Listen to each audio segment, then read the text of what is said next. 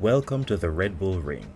My name is Kelvin Roper of the JSRA, and I will be your guide for this track walks. This series has been developed by the JSRA to help drivers become acquainted with the many tracks we visit virtually. Today, I'll be sharing some tips on how to be fast around each of the 10 corners of this 4.3 kilometer track. Let's get started. We begin the lap on the left-hand side of the track as we approach turn 1. Running out wide, utilizing as much entry curb as possible. Brake just before the 100 meter board or use the orange marker on the left as a point of reference when you should be at 100% brake pressure. As the car slows down, begin small steering input toward the apex, gradually increasing input as grip allows. Cut the apex while avoiding the yellow bump and squeeze back onto the throttle, allowing the outside wheels to run out of the yellow sausage curb. Turn 2 is almost non-existent, a slight curve which leads us up the hill into the heavy braking zone of turn 3. Position the car as far left as possible to open up the corner and maximize minimum speed throughout the corner. Brake just before the 100 meter board, ensuring to use engine braking to its full potential to help get the car slowed down. Avoid the yellow bump on the curb while trail braking into the corner, being very careful how quickly you release the brakes to avoid oversteer. Quickly straighten and point the car towards the exit of the corner as quickly as possible, applying the throttle as you come off the brakes. If done correctly, this will be an opportune section to gain a lot of time on your rivals. Coming over the crest and down the hill to T4, position the car to the left-hand side of the track and brake 1.5 car lengths before the 100 meter board. This corner can be a bit tricky as it tightens mid-corner. Trail off the brake as you approach the apex, but do not mount the apex as this will unsettle the car and force the car to run out wide on exit. As you approach the apex, you should be completely off the brakes and begin gently applying the throttle to straighten the car out and power out of the turn, getting as close to the gravel trap as you dare. Move over to the right side of the track and get under the outer curb to open up T6. The trick to this corner is to steer the car around the corner using the pedals. After a slight flick for initial turn-in, utilize trail braking to get the car to rotate into the corner. For the second phase of the corner, increase steering input in proportion to throttle input and allow the car to run as wide as possible onto the exit curve. This quickly leads into T7. A quick stab of the brakes and downshifting to utilize engine braking should slow you down just enough for initial turn-in. Then trail brake into the corner, getting right back onto the throttle as the corner quickly opens up into T8. The track naturally drifts back to the left-hand side as we approach the final 2 corners of the lap. Once again, get up onto the curb as early as possible and brake approximately 1 car's length after the 100 meter board. Trail braking is essential through this turn as it may appear to quickly tighten up on entry. Ride the curb, being sure not to dip a wheel onto the grass. Then drift back onto the exit curb. A quick dab on the brake, about 1 car's length before the end of the curbing on the left hand side, paired with a downshift, is all you need to slow the car down enough for the final corner. Turn in aggressively towards the apex, jumping the yellow bump, as the camber of the corner will hold the car on the right line and get onto the throttle early for the run to the line to complete a lap of the RedBull Ring. In GT4 cars such as this Mercedes-AMG GT4, the car being used for the inaugural PeakPerfromance 7-round series, pros aim for a target lap time of around 1 minute 34.9. Pro-Am times are around 1:36.4, and amateur times range anywhere from 1 minute 37 seconds up. Now let's see what a full lap of the RedBull Ring looks like.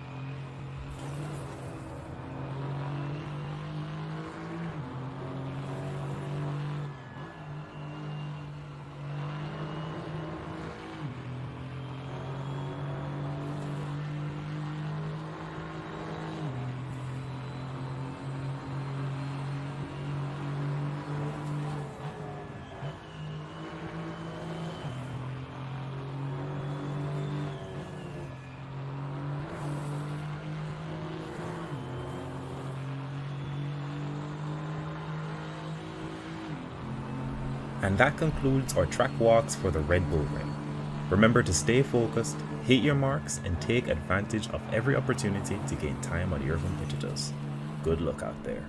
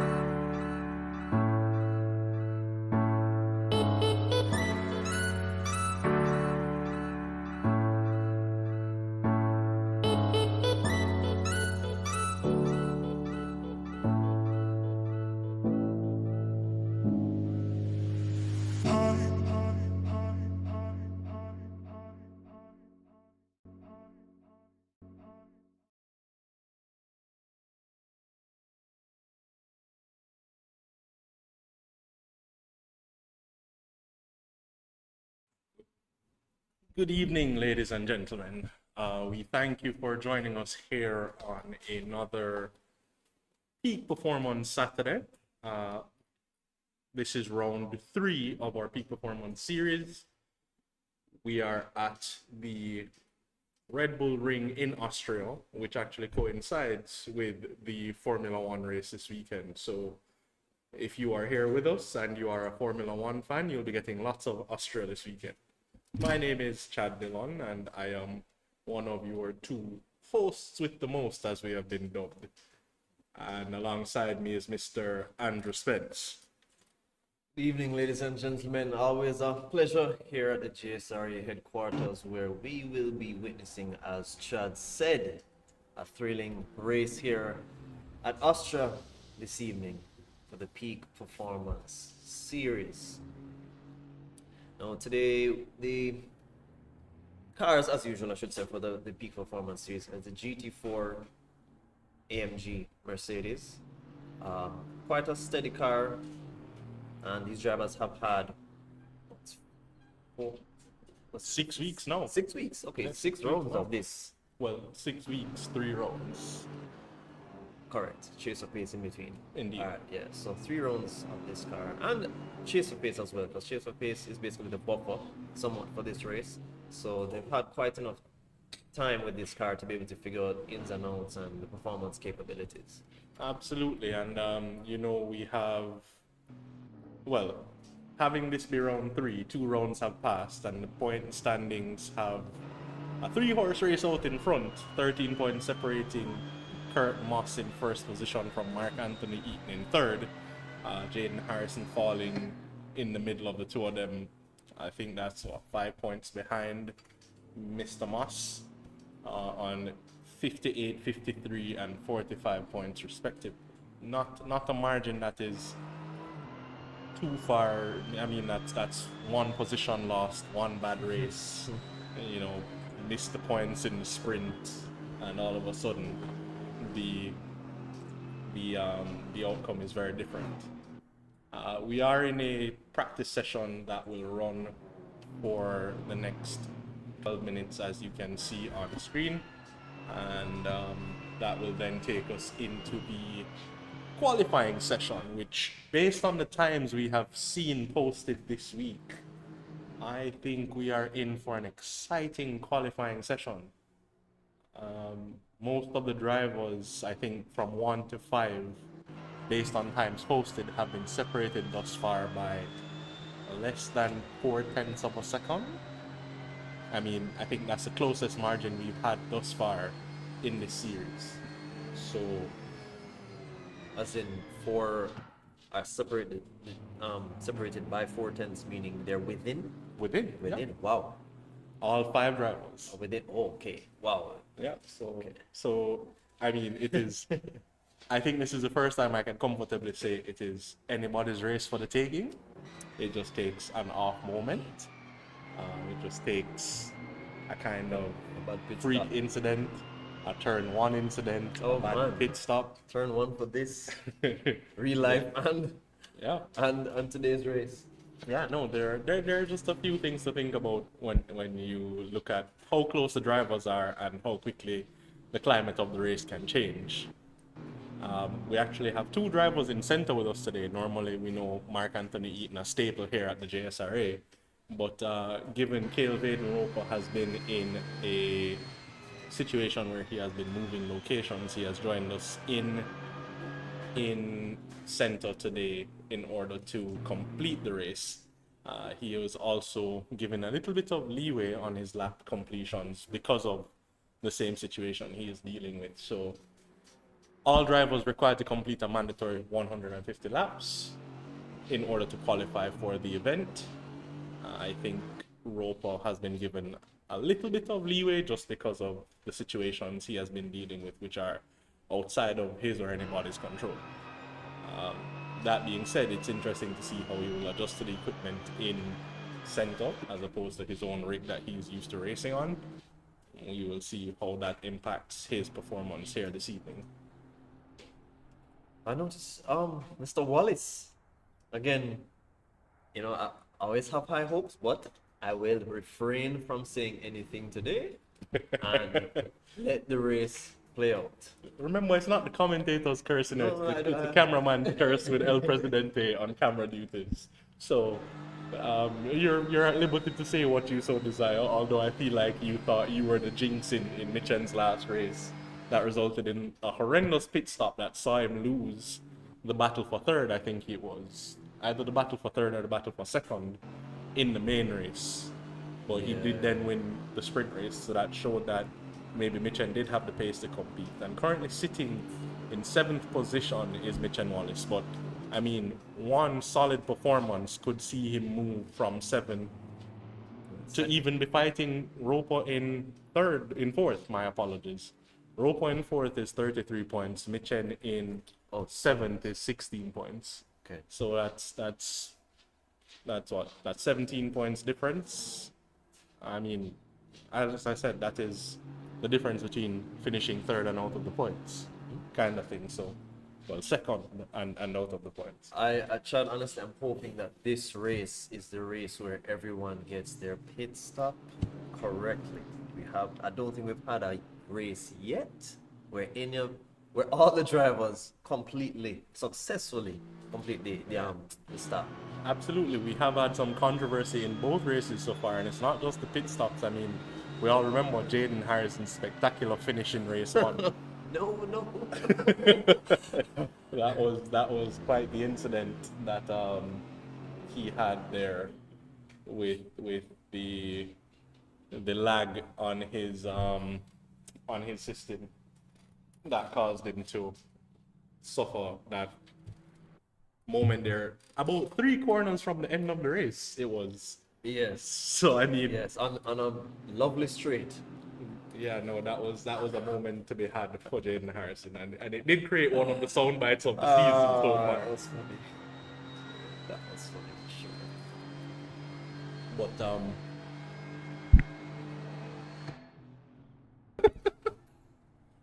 but yeah, no. So I mean, lots of promise in today's race. We're excited to see what can happen.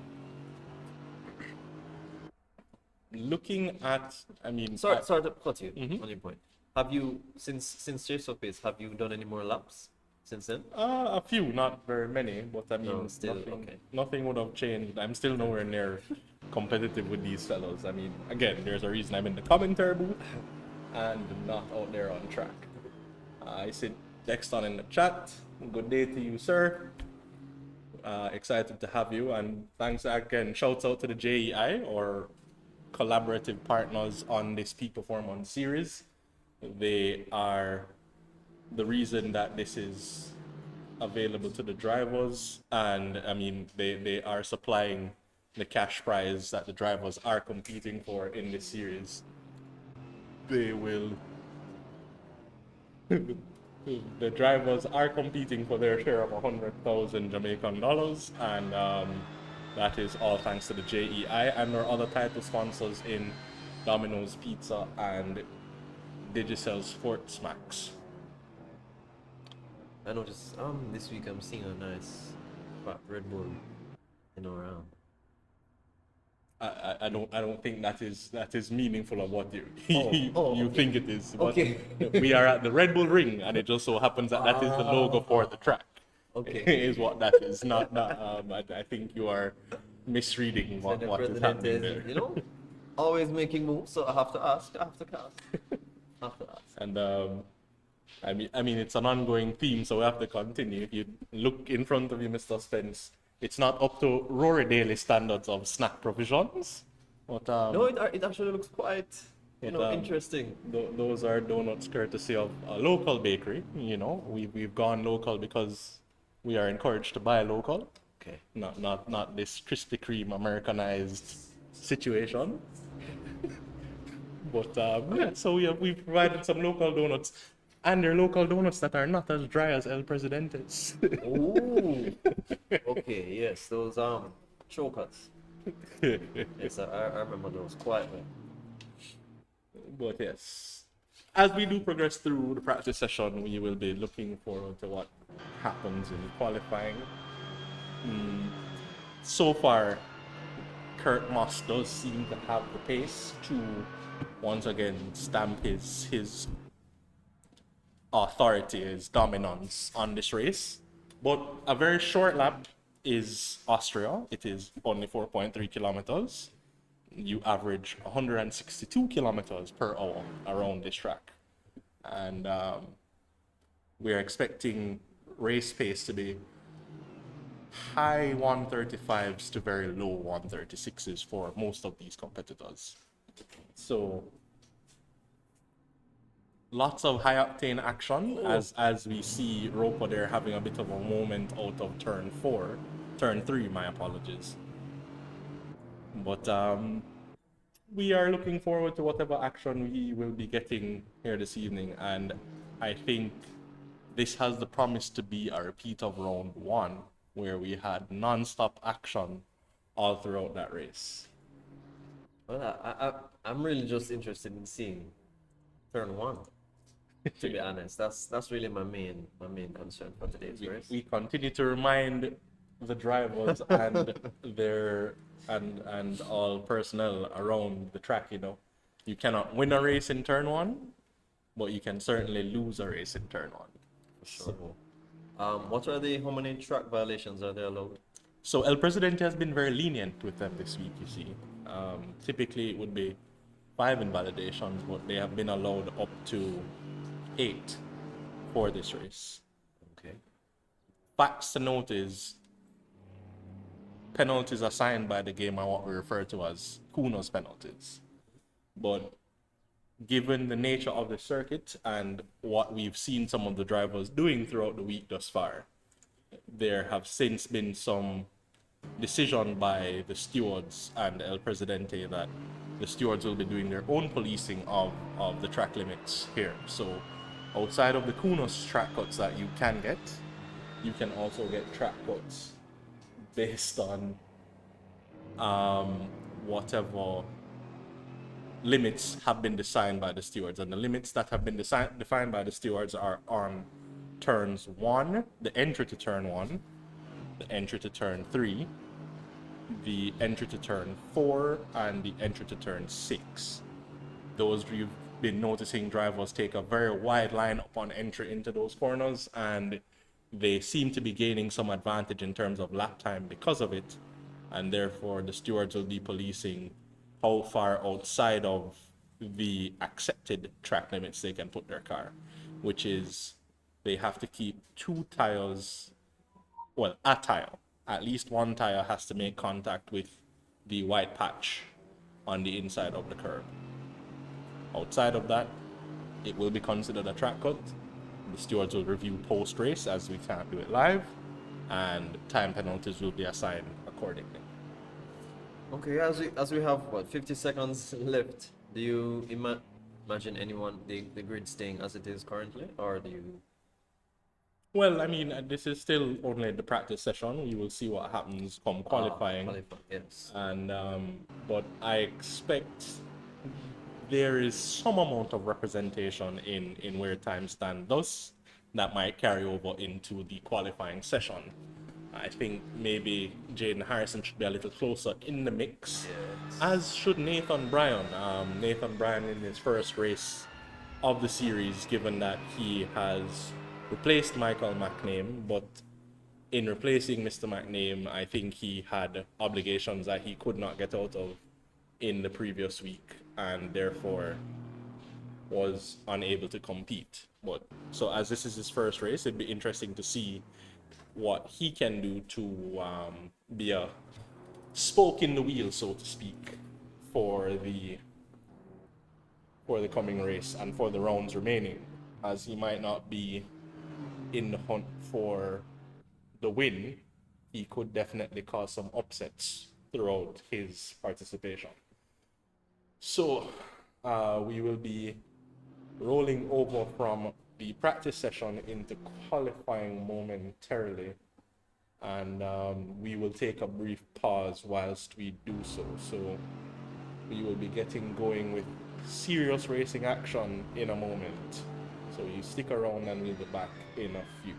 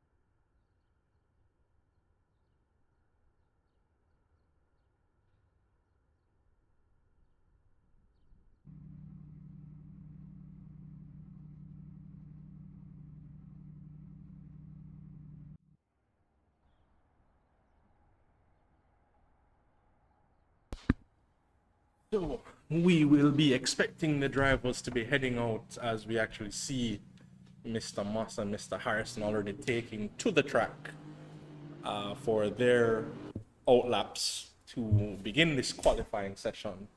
And if you're just tuning in, this is round 3 in our peak performance series here at the JSRA in our first season with the JEI. Thank you for joining us, and we do hope we can provide adequate entertainment with the racing action here on display for you this evening. Expecting about a 1:35.4 to be where we're looking for the pole time. We have seen drivers do a little bit lower than that, but I think on average we've seen enough drivers attain that time that it could be, all things being ideal, the pole time we get this evening. As we ride on board here with Kurt Moss, who will be starting his first flyer soon. The only driver ahead of him is Jaden Harrison. Track conditions are at an optimum, so the drivers have the best possible available grip out there at their disposal. So that will be, as good as it can get for them to do their laps. So we're getting going with 2 drivers starting their flying laps one after the other, Jaden Harrison and Kurt Moss. And as we are on board with Kurt Moss, having gone through turn 1 on his run up the hill towards turn 3, turn 2 is that kink that both drivers are now going through. Not really registered as a major corner, but it is a corner nonetheless. They are now going through turn 3, heavy braking zone there, as it is almost a hairpin corner. On the run now to turn 4, a downhill run to turn 4, and a very sweeping, tight right-hander, I would call it, is turn 4. Both drivers now going through. Then turn 5 is just an extension of turn 4 in reality. Turn 6, you trail brake in, power out. Same for turn 7, that follows immediately after. And then turn 8 is a flat out corner as you accelerate out of turn 7, and that leaves 2 corners to go. And the theme of the last 2 corners is track limits. Have to keep it tight, and Moss there looking like he is right on the limit. Turn 10, a better corner for Moss. Had that been Formula 1, that lap would have been invalid, but as this is a Assetto Corsa, he manages to keep that lap. And a 1:36.2 for Harrison, and Moss a 10th.5 adrift on his first flyer. So we will see, as the times I imagine will start tumbling after that. Eaton goes to the top with a 1:36.191, and we still expect the times to be coming down. Nathan Bryan now on his first flyer going through turn 9 on his run down now to the last corner. Very tight inside line there taken by Nathan Bryan. Gets the power down and approaches the line, and this will be an invalid lap, it would seem, for Nathan Bryan. I'm not sure where he would have invalidated that lap, but it seems to have been invalidated. Mitch and Wallace now looks like he is starting his first flyer, or he might have also just invalidated that lap. Not sure which it is. But so far, 3 drivers have set times that I don't think are going to be representative for the entirety of the session. We will see what the times come to as they progress through the next the next 2/3 of the session, as there are about 10 minutes to go. And as usual, Chad, it's a at least a one-stop strategy. Yes, so you have 1 mandatory pit stop. Any other pit stops you do are your business, as Jaden Harrison and Kurt Moss now post faster times Trading fastest laps are the front three, and again, it's the usual suspects.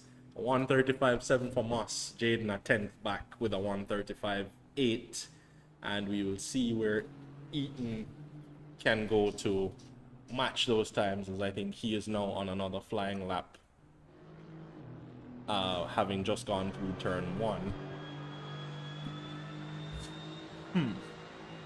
Any predictions, or are you're still Nope. playing I'm this gonna wait risk it out. of, I'm waiting. my God, you No, must be a politician in a past life. I'm waiting. Because I'm brewing Chase of Pace and I'm brewing Peak Performance. So I mean, I I'm don't gonna wait. understand how you think your words have that much power No, they do. over They actually do. outcome. I mean, It do happened you to have Eaton. relatives in St. Thomas? Is that what's happening? I'm trying to understand why you think your words have so much power. Mitch and Wallace putting himself right in the mix there, with a slide out of turn 1, but that is only after having completed a lap. Good enough for 3rd place at the moment with another 135.8. And I think maybe about 4 tenths to be found out there, 4 to 5 tenths to be found between these drivers. So we will see if we get times to match that. Nathan Bryan with a 136.7 for his lap thus far, and not sure if there's much more on offer for him.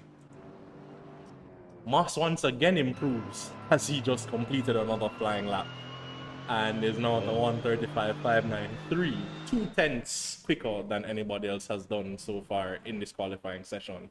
Eaton has now improved to 3rd position, taking it away from Mitch and Wallace with a 135.8. So, I mean, drivers 2 through 4 are all within 300ths of a second. If ever there is a competitive grid, Yes, it is this one. Kimani Eastman yet to post a representative time, and as Eaton is now on another flyer, he is fastest of anyone in Sector 1. So yet more time to be found out there for these drivers, and where they will find it, we will see.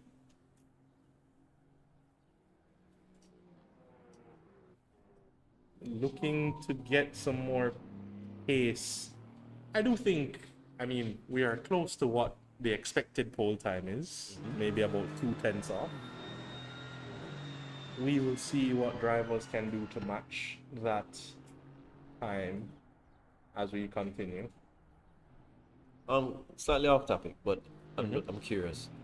Is there a light rule in actual GT4 racing or any other class for that matter? Meaning, if it's in the day and you have on a light or flashing, can you be penalized for something like that? Can't speak to actual real life GT3 competition. But in the game itself, I mean, the flashing lights are supposed to be used to indicate that you are coming through on a flying lap. Okay. So drivers on their out laps or not on a quick lap would know to get out of your way where necessary. So that would be the use of the lights as far as our platform is concerned. Cannot actually speak to what the real life implications are. So, I mean, no improvement in the times since that blistering lap from Kurt Moss, putting in a 135. It's basically a 135.6, but a 5.93 on documented paper. Eaton there looked like that lap had some promise, but didn't deliver on it. Yet to see a representative lap from Caleb Wade in the roadblock. His quickest lap so far, 137.2. I'm sure he can get down into the 136s low, as I have seen laps of his that reflect as much. But yeah, I mean, what are we now? More than halfway through the qualifying session, about 2/3 of the way through the qualifying session. Is there any more on offer from these drivers? I mean, as it stands now, the competition for second place, as Moss is a little bit clear of the rest of the field, is very much on. But I do think, as I said, these drivers are capable of doing a whole lot better. If you were behind Moss, let's say qualified behind Moss, second or third, what do you think it would be your strategy going into the race for turn 1? Because once he gets away, that's generally it. So what do you think your strategy in trying to get back, some points on Kurt? I mean, that's a difficult one because in my head, if he's on pole and if I'm even second, it's a struggle, right? Because he has one, the better line into turn one, and two, based on where I'm positioned on track, I could do nothing more than compromise myself in trying to dive bomb or any other kind of maneuver into turn one on Moss. So I would think do my best to stick with him. Again, it's 2 tenths. I mean, 2 tenths over the span of a race can be substantial, Yeah. but I don't think it is like set in stone constant 2 tenths. I think all the other drivers have shown that they are capable of matching the time that Moss has posted, and I don't think the times will be much quicker than that overall. So that being said, it is possible, and I think Moss is currently improving. So we will see if the gap widens as he is now in sector 3. Personal best in sector 1, quickest of all in sector 2, and we will see if he does improve upon that as he approaches the line for another flyer. Clean enough looking turn 10. So just now the run to the line, and we will see what that time is as he crosses the line now. And a 1:35.4. As you called it, yes. My goodness, and he was quickest of all in the final sector as well. Nobody else seems to be showing any improvement at the moment. So, yeah, maybe he is just clear of the field for now. But again, quali pace is one thing, race pace is another. Yes, he does have the consistency to do this repeatedly, as Eaton now improves the second position, moving himself up onto the front row of the grid. It's still less than a 10, well, about a tenth in it from second down to fourth. So, I mean, again, it's a very tight grid. And then another tenth to Nathan Bryan, who is, for his first race, is showing that he does have the pace to play with the big boys, in fifth position. All drivers, with the exception of Moss, are on track. So we expect to see at least another flyer for each of these drivers.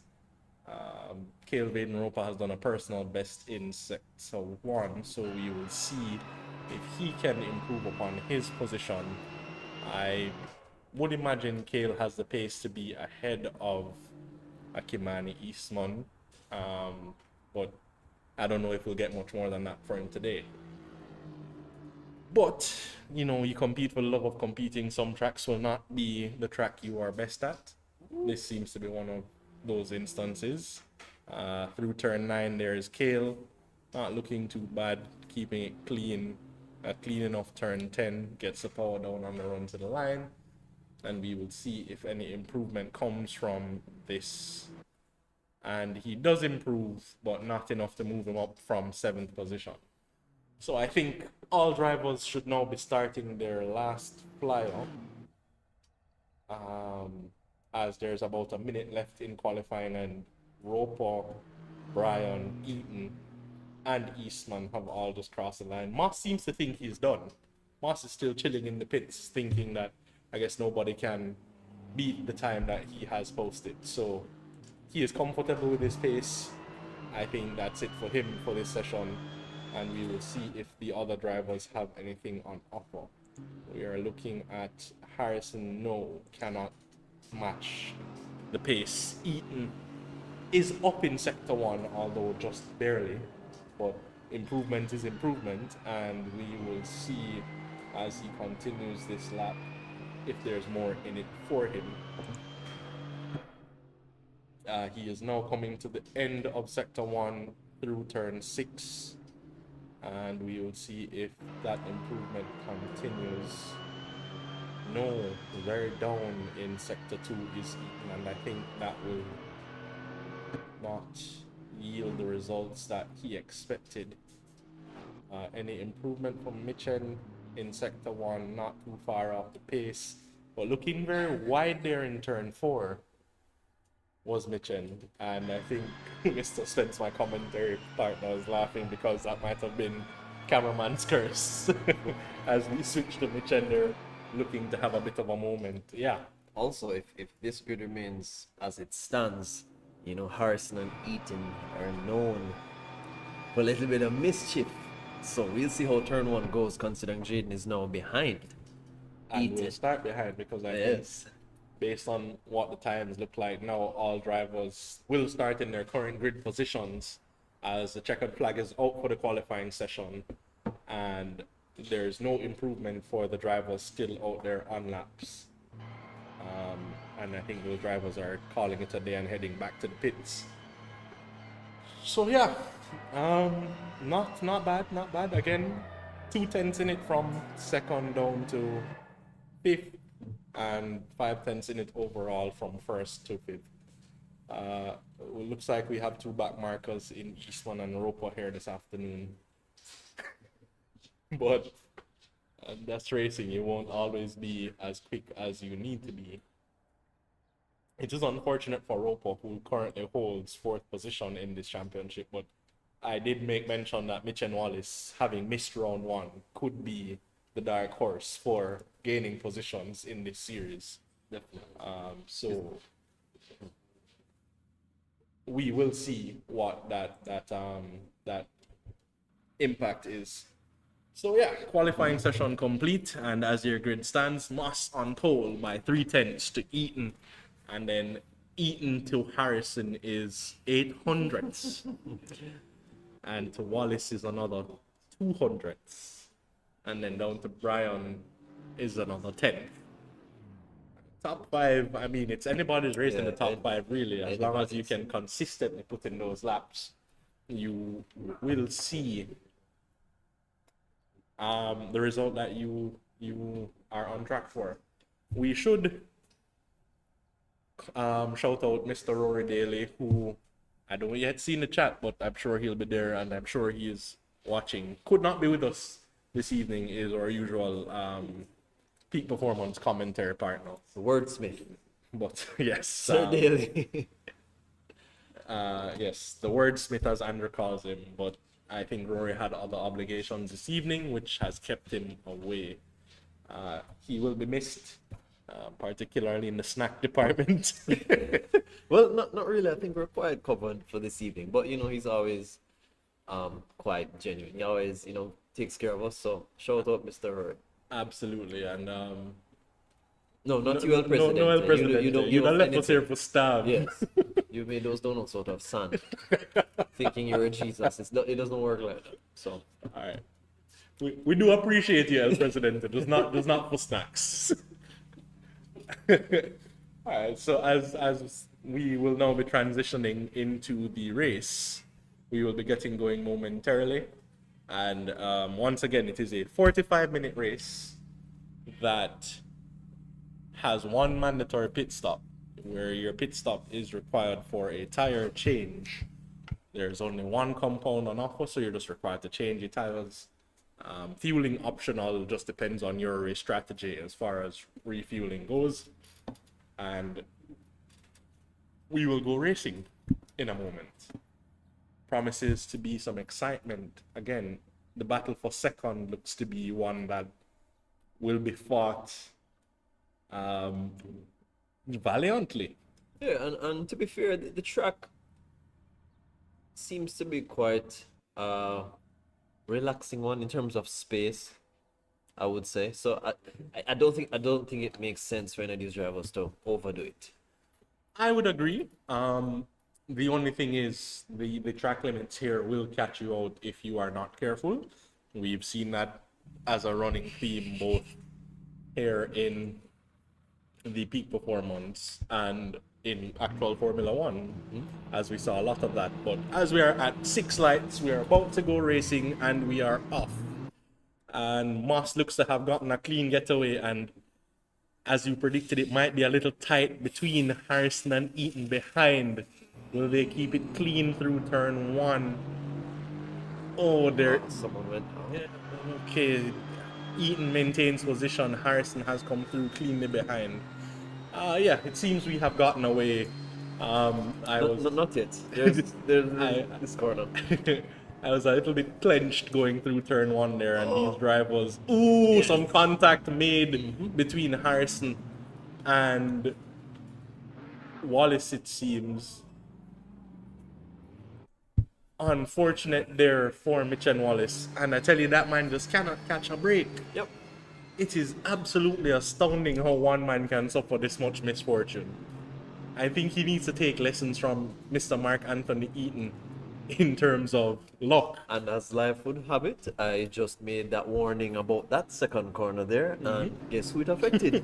Sir Mitchell. Oh, it is quite unfortunate.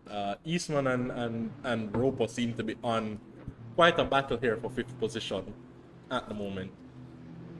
Roper seems to have taken that position comfortably and now runs in fifth, and we will see if it continues that way. But I mean, it is astounding, Mitchen's luck. I mean, it can't just be Look. it's unfortunate because he got away very cleanly in turn one, and then turn three, sorry, it was just a disaster. And Mitchen once again finds himself on the back foot in a race that he looked to be in a fight for second position. It is just unfortunate for that driver. I mean, with his pace, I mean, I'm thinking he'll be able to make it back to fourth by the end of this race. You think so?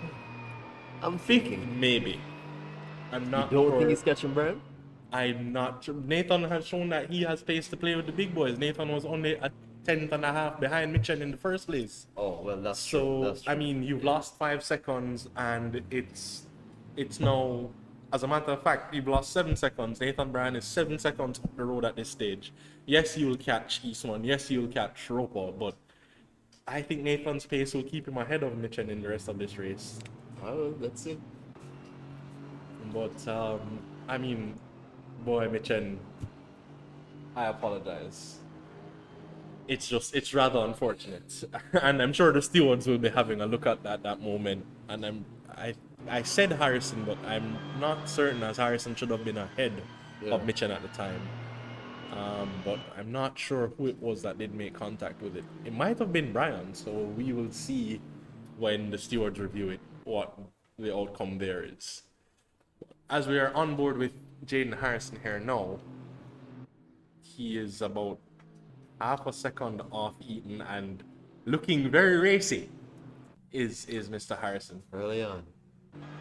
Moss has comfortably checked out 1.3 seconds in front, but if these two start fighting, I mean, it could also play right back into the hands of Nathan Bryan, who is a couple of seconds behind these two in front. I mean, the struggle here for Jaden is that he knows that he has to pass Eaton early if he has any chance of catching Moss. However, we all know Eaton is going to have different ideas about that pass. And certainly will defend it with his life if he must. And has shown time and time again that he can defend from absolutely anybody. But here's the interesting bit, right? On one hand, around a track like Austria, it's a short lap. It's a lap that will, 2/10 don't sound like a lot, but it is a lot around a short track. Yep. Per lap. Exactly. Per lap, Yes. exactly. So, in a race like this, where you're gonna get, in 45 minutes, you're gonna get about 29 to 30 laps of racing. That's a lot of laps. Oh. Do you want to be fighting with anybody for a good chunk of that?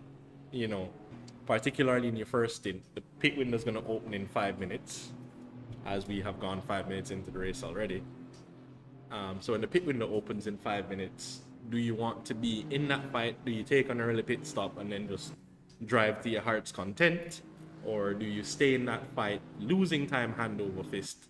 I mean, it's not much of a fight now. These two drivers don't seem to be bothering each other much, and Jaden Harrison has actually fallen back a second to Mark Anthony Eaton. Okay. About 9/10 now anyway. But yeah, it seems maybe the positions currently. Everybody is holding station, maybe kind of observing what's going to happen around them. I think Eaton recognizing he is 23 points Oh, behind. what happened with Moss there? Moss seems to have had a moment Oh. in turn 3. Oh. And it has now found himself in third position. My goodness. So now Jaden is gonna have to remove his focus from attacking Eaton and now defending Moss. Absolutely, and Moss will be coming back. I'm sure he'll be fuming with himself having made that mistake there in turn 3. Not sure if he just got a little too greedy on the throttle there, having made that corner. But already looking to make the move on Harrison is Kurt Moss. And these two had a bit of coming together in turn 1 in the Chase or Pace race last week. So you hope they're able to keep it a lot cleaner than that was. Or once again, Well, they made it this far, so I'm assuming as long as the space is there, but there isn't any space, as you just said. yeah, So, absolutely. And once again, we can discuss the luck that is Mark Anthony Eaton being gifted the race lead and is just driving ever so consistently as he does. But I mean, he was just gifted the lead. And talk about a stark difference in luck between Mark Anthony Eaton and Mitchen Wallace. I don't know what it is, but Mark seems to have all the luck and Mitchen has zero. Total Negative luck. well, hopefully Mark makes the most of this opportunity because in previous races, you know, he's known for starting well and then towards the end, you know, some mistakes that I would say are unnecessary because, you know, during all of his laps and throughout practice, he's a very consistent driver, so you don't expect certain things from him. Absolutely. You know? So, yeah. Oh, But here's now the consideration. You have Moss and Harrison fighting behind you, and you are now gaining time on these two drivers. And we all know Mark can defend like a lion. he should be hot lapping right now. Right. So I mean, I think that's the aim of the game here. Just get your head down, do some quali laps, and push those tires to the maximum. You have the pit stop, utilize it at this point. Just push, get some fast laps in while staying as consistent as possible. And to borrow a phrase from one of my favorite drivers, it's hammer time for Mark Anthony. It's hammer Eaton. time. While these two are behind him having a battle, because Jaden seems to be defending from Moss, who has attacked him, I think, through turns 3 and 4 on the last lap, and looks like he might be looking to attack again in turn 1 here. So yeah, the race is on for the win at the moment, and a win here could Nice see run. Mark right back in the fight for the lead of this overall series. That run looks like Moss is gonna catch Jaden. I believe he will, so let's That see. exit was very nice from Moss, but he's still a bit far. Yeah, no, I don't think he can make a lunge from there. That would be a dive bomb of extreme proportions, even for me. Putting Jaden in Mitchen's place on that previous lap. Absolutely, but yeah, no, Moss seems to be biding his time here, probably understanding what we were getting at earlier, in that if you spend too much time fighting now, you're just gonna give the driver ahead time to disappear off into the sunset. So you may want to just, you're sticking with Jaden, but just let Jaden close the gap and then look to make the move at that point. Because if you spend too much time fighting now, Eaton could disappear off into the sunset and you never see him again for the remainder of this race. Because if Mark gets 2 to 3 seconds over these two, then it's a whole different race, in that I don't think they're going to close that gap. As Moss, do you take the early pit stop, considering you're in a constant fight with Jaden, or do you wait it out and hope that both in front of you pit before you? What would Me you do? personally, as Harrison running quite wide there out of turn 9, looks like Moss is gonna have the run on him going to turn 1 here. Jaden with the inside. I hopefully. think, Jaden has taken the very defensive line because he realized that he lost quite a bit of time there in. Get it.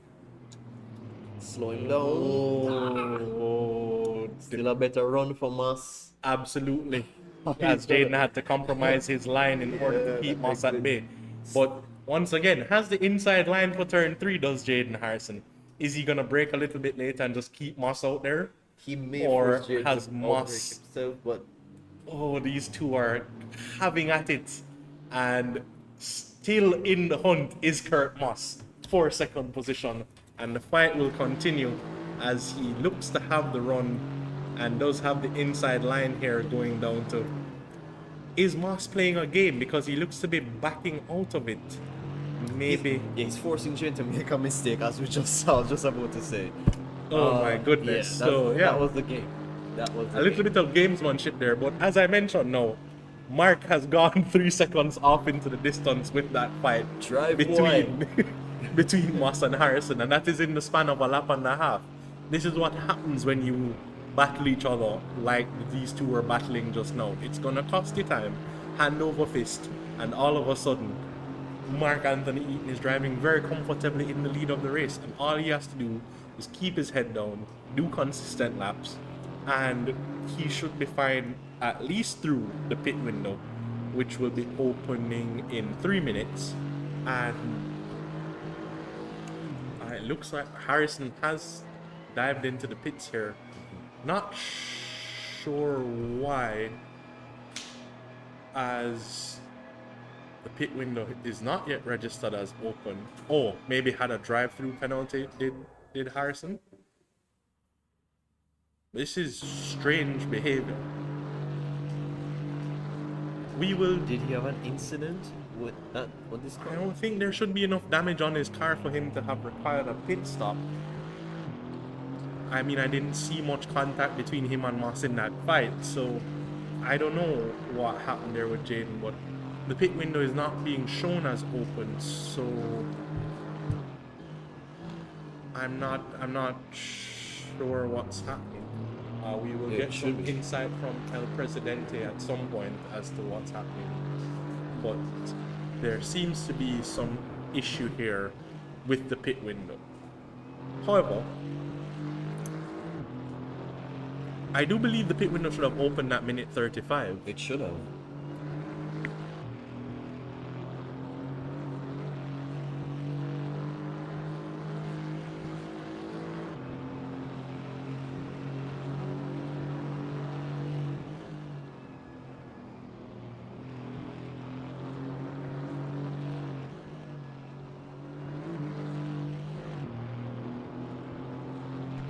So, my apologies there, the pit window is open, and I guess that is Jaden Harrison's one and only pit stop for the day. And I guess a good time to take it instead of getting back involved in that fight with Moss, as they were losing time to each other, and it was going to be a problem. And Eaton is maintaining that 3 seconds over Moss, and that's exactly what I expected to have happened here. I just saw what you're talking about earlier, Chad, where you said they would gain time in certain corners, as I saw Moss running a little bit wide there at 10, so Yeah. he has to be careful in his attempt to catch Eaton, but hopefully Eaton remains consistent. As you said, he has nothing to worry about right now because they're separated by what? In pace? A couple of tenths. Couple of tenths, A couple exactly. of tenths. So If that. They are able to match times. Eaton has been shown that he can match Moss's times all week. So it's just a matter of putting his head down and driving. Once he does that, Mark Anthony Eaton looks to be on for the race victory here this evening. So far, so good in terms of the running. Mitch and Wallace has found himself back in 4th position, unmerited, it would seem. We may have missed some of those passes as we were on board with some of the battles up ahead. But back and forth. having gotten 4th position back, but a net from P5. Brian, but Yeah, and a net P5 after pit stops, yeah, as Harrison has pitted. So that P4.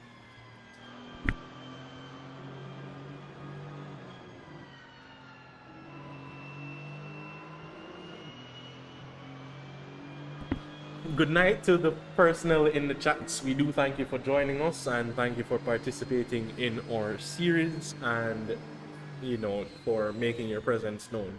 We appreciate your comments, and whilst I could see why you would look at it that way, in terms of him keeping the 7th position in order to get pole in the sprint, you have to remember that points are on offer in both races, and him sticking in Mitchell Wallace is who we're referring to. My apologies.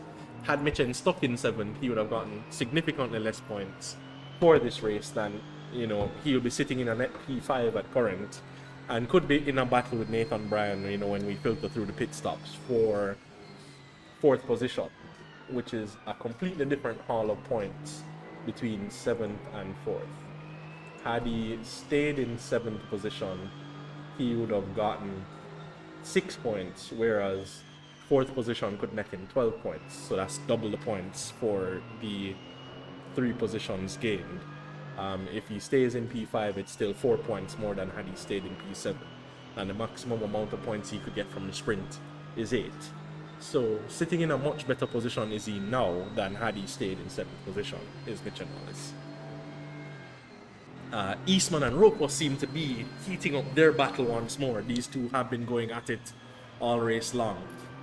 And whilst they are fighting for a net P6, I mean, the battle is still on and it's points on offer. Roper showing consistency thus far. Sorry to cut you, Chad. No problem. Moss seemed to have shaved a second onto Eden. So 2 laps? Something has Eden made a mistake? I don't know what happened there. That's not indicative of the pace. Absolutely not. Maybe a small error in 1 or 2 of those laps for Mark Anthony Eaton. And a small error could result in anything from half a second to a second, just like that. And you now find yourself drifting back into the clutches of Kurt Moss, who has shown consistency and shown that he has the pace to rival anybody on this grid.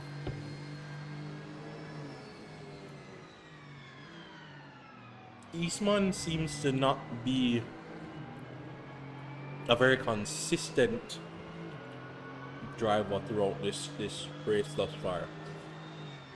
As every time he tangles with Roper, he seems to just be dropping back and coming forward and dropping back and coming forward.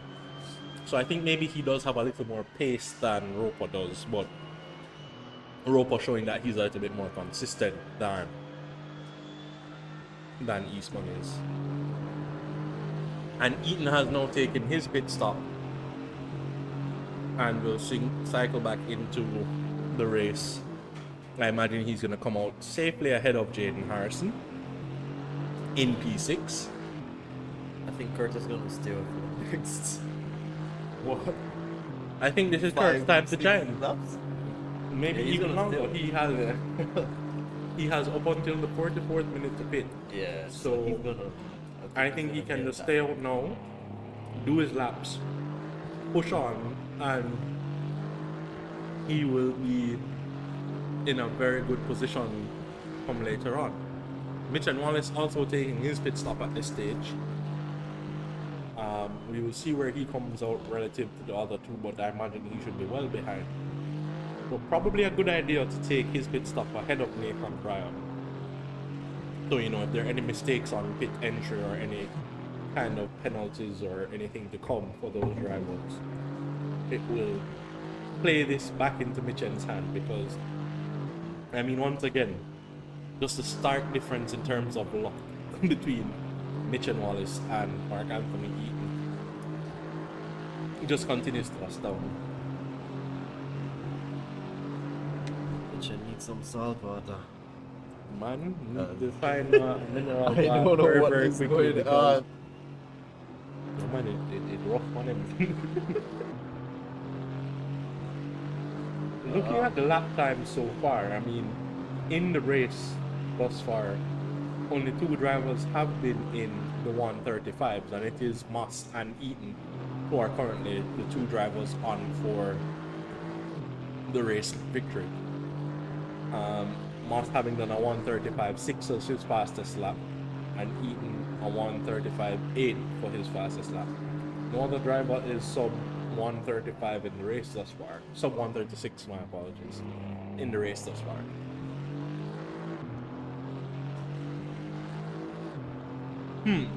So,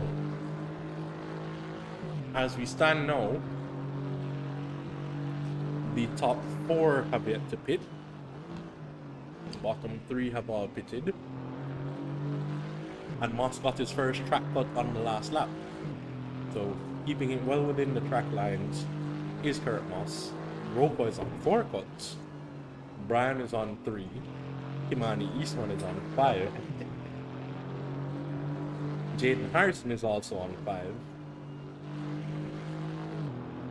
Mitchen is on 2. And it seems that those are the only track cuts that have happened so far. Eaton is on 1. So nobody yet at risk with the exception of Eastman in terms of getting penalized by the Kunos penalty for track cuts. Keep in mind that these track cuts are being monitored differently by the stewards in terms of the lines used by these drivers, and we will see what that results in towards the, well, post-race, because it will be observed after the race. Looking at where things stand now, I mean, it seems up until Moss pits, we won't really know if the fight is still on for the lead, but I think based on where he is now, I mean, that's about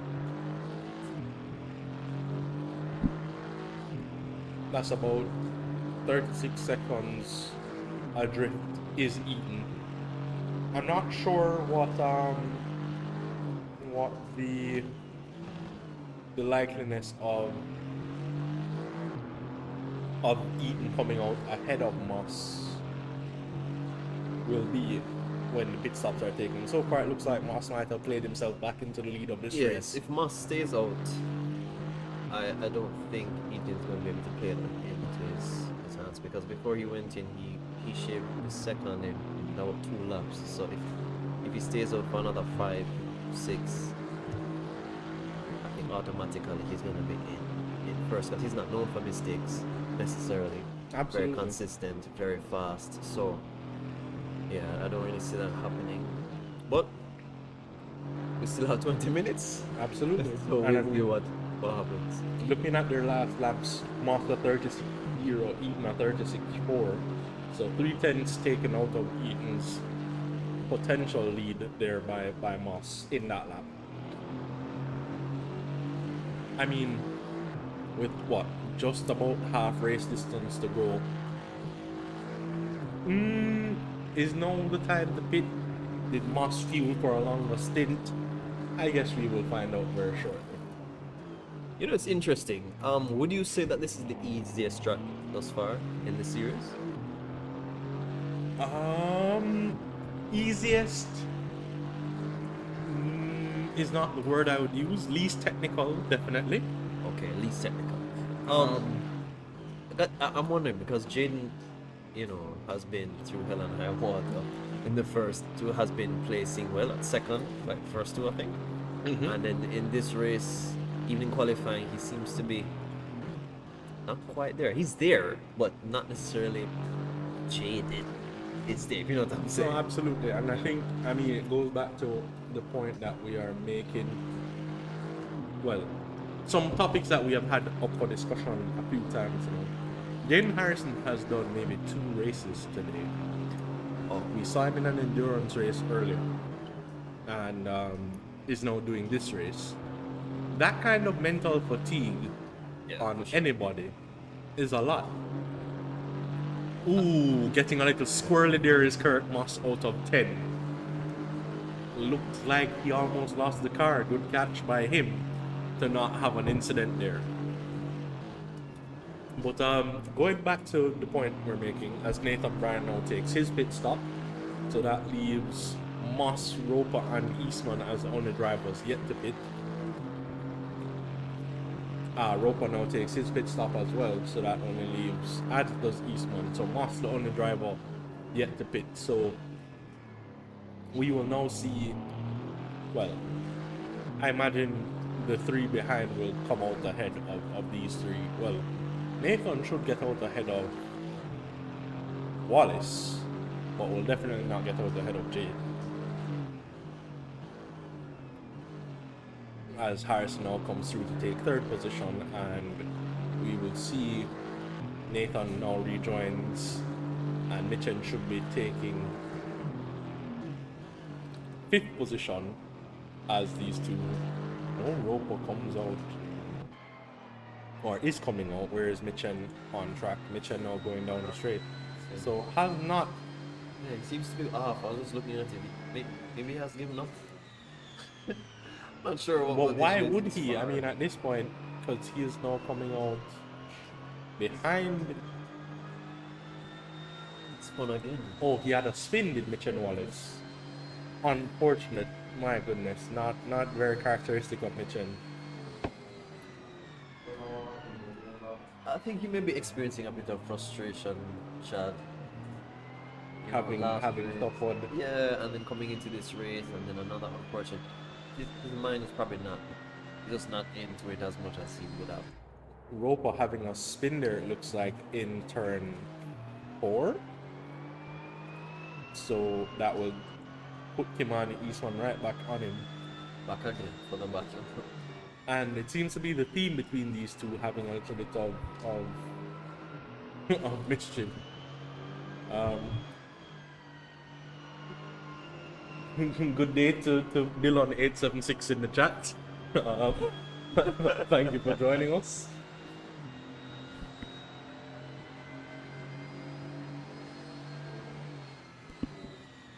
Yeah man, big ups bro. We do appreciate the personnel that join us in the chat. You know, you bring some excitement to the interaction between us here at the JSRA and our fan base. So thank you for joining us. Yeah, welcome from Miami there, Mr. Dillon. Appreciate you tuning in.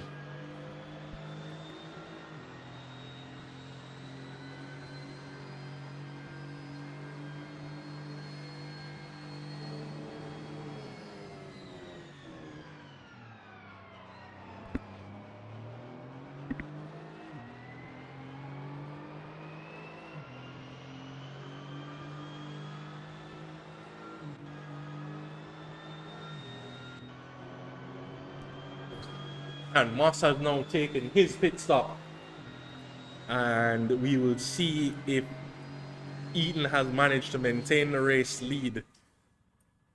Moss still in the pits, as Eaton should now be coming through turn 10.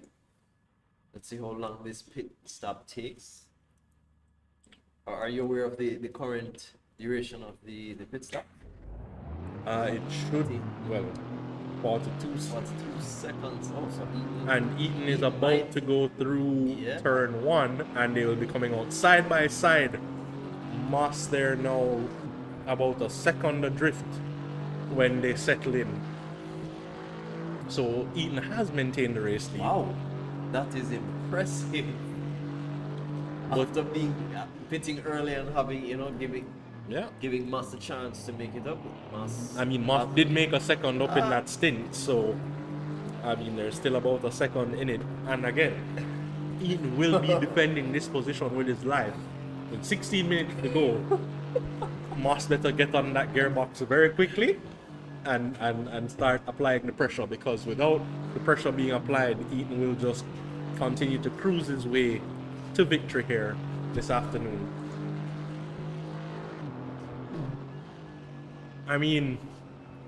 Moss within a second now, and it looks like Moss does gain time through 6 and 7, but I'm not sure where he seems to lose this advantage, as Eaton does seem to get back sometime in the first sector on Moss. But the fight is on, and Roper looks to have another moment behind. Another spin there did Roper have, and Mitchen has now caught back up to Kimani Easton and is looking to take back P5. Well, you may be right here, Chad, with the 5th position, because at this rate I don't see him catching Brian. So you may be absolutely spot on with your prediction. Yeah, and Nathan Bryan, albeit expected, has drove a very consistent race. He has put in his laps, no major incidents, and has sat comfortably in P4 the entirety of this race. For his first event, to only be 7 seconds adrift from a Jaden Harrison, who has shown that he is as quick as they come. I mean, not a bad result for Nathan Bryan in his first event. And again, he has replaced Michael McName, who was unable to compete, but did miss the first 2 rounds because of Hill spinning again. Roper having another spin there. Looks like he's having a rough time of it at the moment. But Mitchen looks to be comfortably quicker than Kimani Eastman and has now caught right up to him, 4/10. Just needs to pick his spots, not choose anywhere too crazy to make this attempt. Make the pass and call it a day. I do believe it is, however, time for Mark Anthony Eaton to get out his spear and shield. Yes. And start lining up the troops for the defensive stand. Lovely exit out of the corner 10 from Mark. I mean, it looks like Kurt is ready to start the fight, and we all know Eaton can defend like nobody's business, so we should have an interesting fight on our hands for the race lead with 13 minutes to go in the main race. 13 minutes. What's that? It's about 5? about 7 laps, 7-ish laps. So yeah, 7 laps, 13 minutes, however you want to split it. There, he just needs to start putting on that defense. And Mitchen finally looks to have gotten a run on Kimani Eastman there. For once, it's not the cameraman's curse, the cameraman helped. Actually helped. Yeah. Let's go off and click again and see, you know. And see if you can close up the 17 seconds to Nathan Bryan. I don't think it's going to work that way. It's an unfortunate event for Mitchen. I mean, like I said, the incident on lap 1, turn 3 just seems to have messed him up in its entirety. But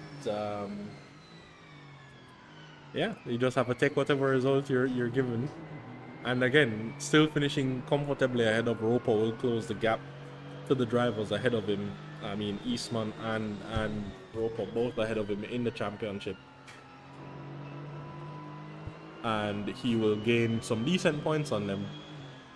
So should he be able to get ahead of them again in the sprint and, you know, take the sprint win once more? Oh no, Eden having a spin in turn 1, gifting Moss. Oh, that was a contact, it seems, as Moss is relinquishing that position. Oh my goodness, and it is a shame that we do not have the replay to see what took place there between those two. Definitely. But yeah, there does look to be some contact made between Moss and Eaton.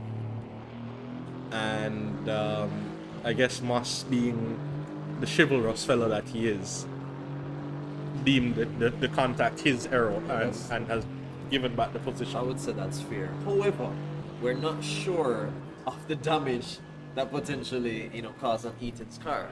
So giving back the space is one thing. However, if it's not in optimal condition to be, you know, driving to the end of this race, we may be seeing some penalties barring of, you know, race incident or not. Well, once again, the steward's room shall be an exciting place to be following the closure of this event. But he has given back more than enough time. As we see I think so, here. yeah. So I mean, he's given back 1.5 seconds and we'll now have to close that back up. We will see how that goes. And I mean, I guess this is now also a test of Eaton's temperament, because we all know he can get a little bit agitated in situations like this, contact having been made and things looking less than ideal. So I mean, hopefully he's still in the right headspace to just put his head down and keep on driving. I mean, with only 10 minutes to go here, it is his time to shine. And it looks like Jaden Harrison has had an incident as Nathan Bryan has been promoted to 3rd position. Oh my. Not sure what happened to Jaden there, but Nathan Bryan in his first event is just going like nobody's business. I mean, Well, if Harrison has better pace here, may give Wallace a chance. Well, I mean, it's 10 seconds behind Harrison. However, the battle between Brian and Harrison may give well, Wallace probably look, better, you know? that is 9 seconds between Harrison and Bryan. So, Yeah, but we'll see. We'll see. I mean, with 10 minutes to go, he's not gaining a second a lap, sir. I don't know. And Harrison seems to be maybe again showing that the mental fatigue is getting the better of him, because Harrison looks less than steady now, as he looked very sloppy coming out of turn 4 a while ago. And the gap between him and Wallace now 8 seconds. So maybe there is something to your prediction, but in the other direction, in that Harrison might make another mistake and give Nichen yet the 4th position based on. Well, as you said, you know Brian from a pace perspective, but not necessarily a racecraft perspective. So we know how Jane is when it comes to fighting composition. So that's why I say, you know, Yeah, but I'm saying Jaden is 9 seconds behind him. Brian. Oh. How is he going to catch 9 seconds in so you 8 say- minutes? Okay, so you say. Yeah, the second lap is opening it. And it seems that this fight might be on again very soon between Moss and Eaton up in front. Jane with a drive-through penalty for cutting. So he has gone over his allotted track limits and will now be taking a drive-through penalty, and that will probably put him in last place. Last. I think that's where he might, maybe not last, he might re-emerge. He's definitely going to lose a position to Wallace. Drive-through is like what? 25 seconds? I mean, it's just you're slowing down to 80 kilometers an hour for the duration of the start-finish straight. Oh yeah, that's like 20 seconds. It's At least 20 seconds. about 10, 15 seconds. I don't think it's that cheap. But we'll see. We'll see. But we won't know when he's taking it, will we? But once again, we are riding on board with Kurt Moss, as he is. This is not chase for pace, but he is giving chase to Mark Anthony Eaton. Eaton's pace. Half a second between these two, and I know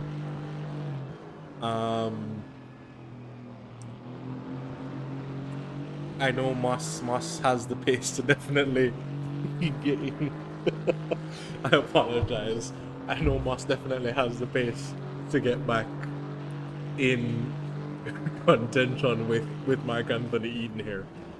And it seems Moss breaks a lot later than Eaton does coming out of turn 3, because he does seem to gain a bit of time there. And Jaden has now taken his drive through and will re-emerge behind Kimani Eastman.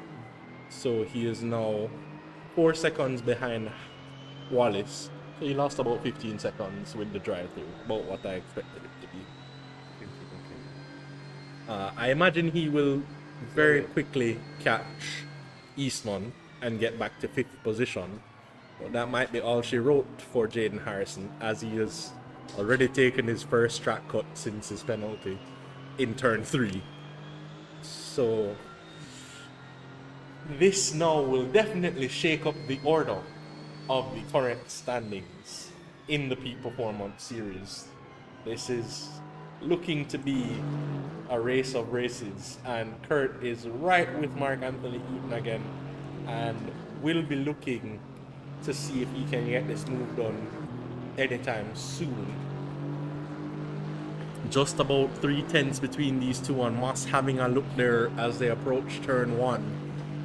Maybe nothing in it for him at turn 1, but again, he seems to outbreak Eaton in turn 3, so you will see if maybe he looks to make the dive there, as he does seem to have a very good run out of turn 1 and is closing in on Eaton. Possibly trying to use the same strategy as he did on Jaden. Yeah, Eaton takes the inside line there, forcing Moss to go wide. Moss looking for the switchback and does seem to have the pace and takes the lead of this race, does Kurt Moss. And he gets it done before they get to turn 4. I mean, just beautiful driving there by Kurt Moss gives him the inside line, lets him decide, and then defends the inside at 4 very nicely to then secure that position. And I mean, that might be all she wrote for these two.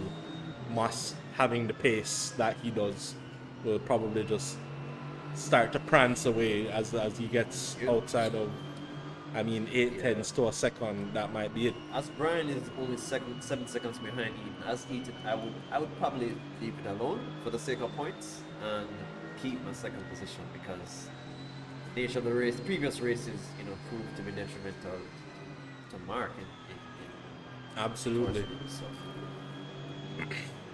But yeah, no, I mean, this was a race with some action, and that was a good move by Kurt Moss there. I mean, I wish we had replay feature once more to take another look at it, but Moss set it up ever so nicely between giving Eaton the inside line, which is a compromised line for turn 3. Eaton having to stick to that inside line, which would compromise his exit, and Moss just using the switchback to gain traction earlier than Eaton would, powers past him, and then just secures the inside line in turn 4 to get the move done once and for all. But yeah, this looks to be what we have both expected to be the end result. I thought, in all honesty, that defense would be a little bit more valiant by Eaton, but Moss looks to have the gamesmanship and the racecraft to have made that move. Yeah, I'm surprised he took the wider exit from that corner, leaving up the space on the inside. Well, that was the nature of his defensive line taking on the entry into the corner. Mitchen looks to have had another spin, and that's his race undone, having gained 4th position in all of that. You remember this now? When I said Mitchell was on second in the past race, and he was, and then I came back and I said, what? Mitchell is probably going to be in 4th. And he got out of position. Maybe you need to just Yes, not there's talk a about curse. Mitchell. I'm not going to say anything. Maybe you just definitely need to not say a word No, about it's- Mitchell. It's ridiculous. Mr. Wallace, if you watch the replay, blame Ah. my co-host with the most, Mr. Andrew Spence, for his very St. Thomas-like words as it relates to you. My goodness, that can't be real. I mean, he just looked to be comfortably in for that position.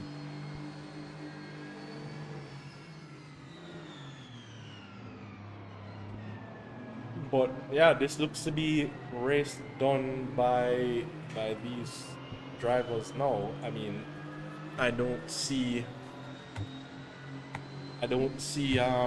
much taking place here between Eaton and Moss. I mean, Moss seems to have a comfortable gap to Eaton ahead, and will now just look to sail away into the sunset. It's rather unfortunate for Mitchell. I mean, it seemed like luck at first, but then some of that is definitely driver error.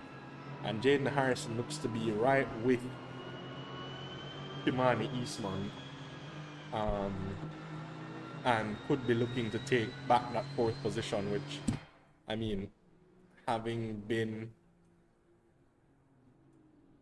running in 3rd, made a couple of errors, at 4th is as much as he can hope for damage limitation at this point, and he just has to keep this pass as clean as he possibly can, and not look to make it in silly positions like turn 6 is not where you look to make an overtake. Has he taken the drive-through? He did. He did, okay. Does make it work. I think Kimani just left him enough space there, knowing what could happen if you don't hold station in that corner. But I mean, that just seems like a very odd place to try and make that move by Jaden Harrison. Got it done. Good for him. But I don't know. Sometimes I think that's where you need to kind of hone his craft as a race driver, knowing when and where to pick your battles. So he has taken back 4th position, and with 11 seconds to go, we are now on the second to last lap. So we should get 28 laps of racing, as when Moss crosses the line, we should have 1 lap to go. So yeah, 28 laps we shall get. We have about a lap and a half to go. And it looks like all is resolved, resigned, and concluded. Moss could take the win comfortably. Harrison has gotten ahead of Eastman to take fourth. Unfortunate race for both Mitch and Wallace and Cale Vaden Roper. Cale not on his system, which I know how hard it is to get used to a new system whenever you are comfortable with your own. For sure. That's definitely one of the major factors here this evening. And I mean, just not doing as well as we would have come to expect from Cale Vaden Roper. Eastman will likely maintain his fifth position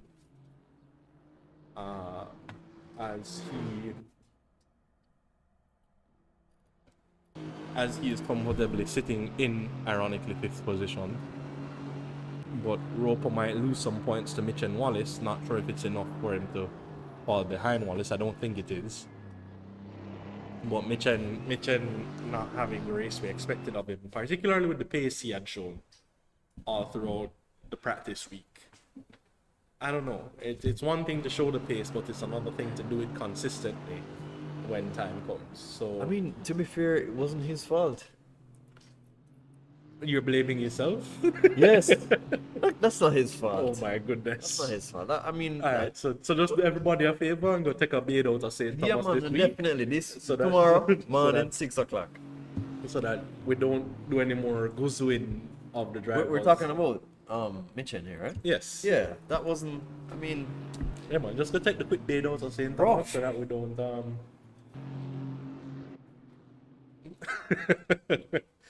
Dylan 876 seems to be providing some comic relief in the chat there. But yes, no. I mean, my commentary co-host wants to take all the blame for Mitch and Wallace's misfortunes. because I knew it. I knew it. I mean, he had to, I will say there was some misfortune in turn one. I don't know about the remainder of the Turn 3. the incidents, but race now concluded. Moss has won comfortably from Mark Anthony Eaton, who takes second position. Nathan Bryan on his debut race Third. has managed third, and Jaden Harrison coming through to take fourth position, followed quickly by Kimani Eastman in fifth.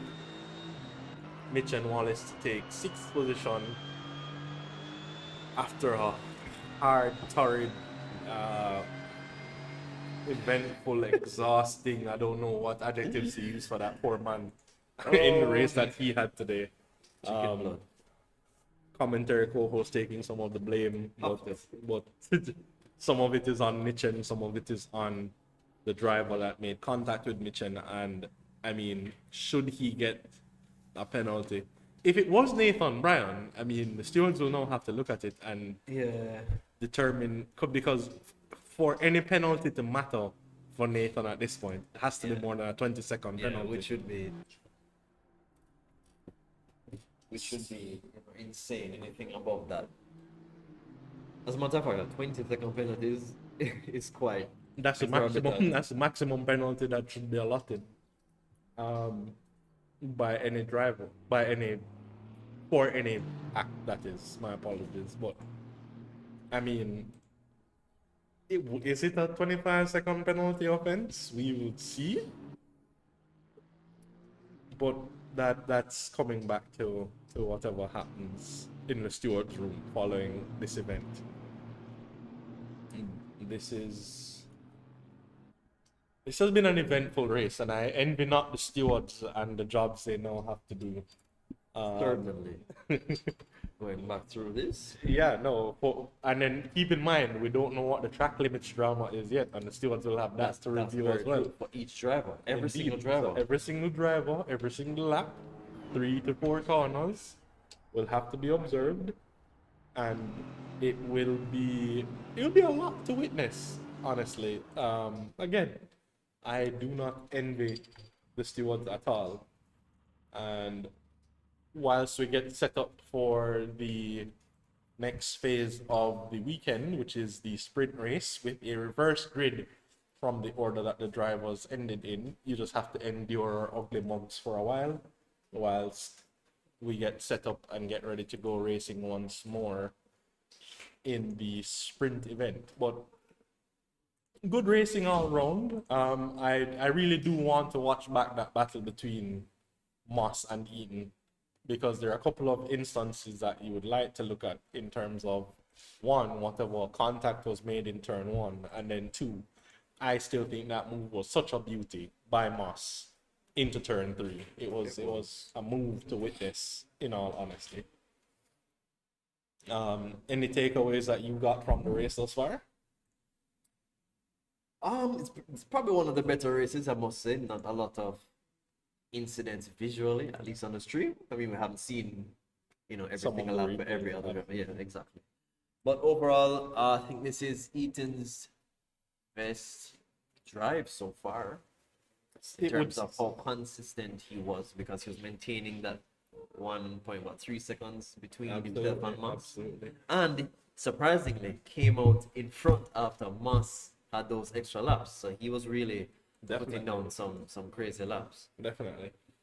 I mean, I thought he would have held on for a little bit longer in terms of the overall race, in terms of the defense that he was putting on. I thought he would have held on for a little while longer.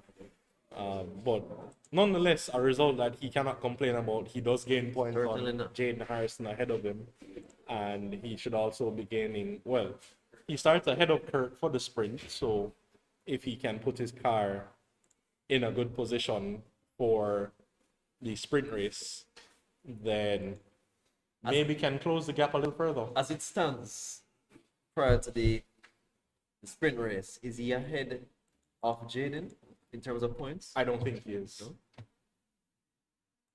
Sorry, folks, just a second.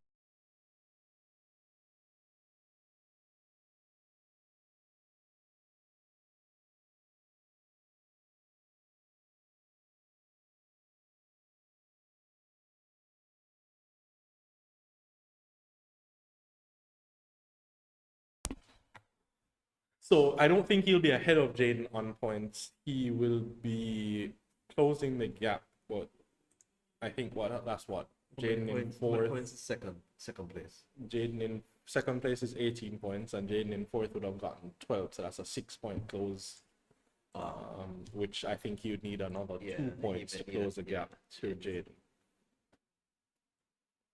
So yeah, not yet caught up. But again, the sprint race now could be his chance to close the gap even further. Sprint race, turn one. Sprint race, turn one. I mean, if the first two sprint races and the turn one of those two races is anything to go by, we are in for some chaos in that turn one. It is going to be something to witness. I hope it's less chaotic than the last two. I don't think it's going to be less chaotic, because I mean, look at you putting more curses on the event before you got St. Thomas. No, it may actually play the opposite, because what I've been saying, the opposite has been playing out. Let me just say, yeah man, turn one, absolute chaos.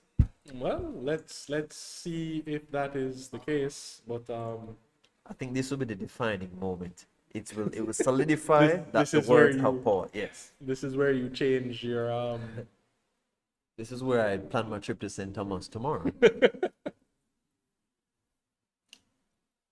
I guess we will see in a moment what is possible and how the drivers fare in the sprint race. But turn one could be chaos. I hope it isn't, but we will see.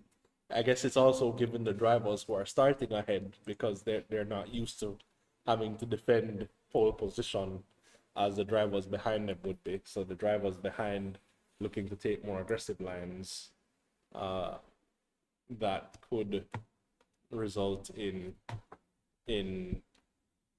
incidents taking place.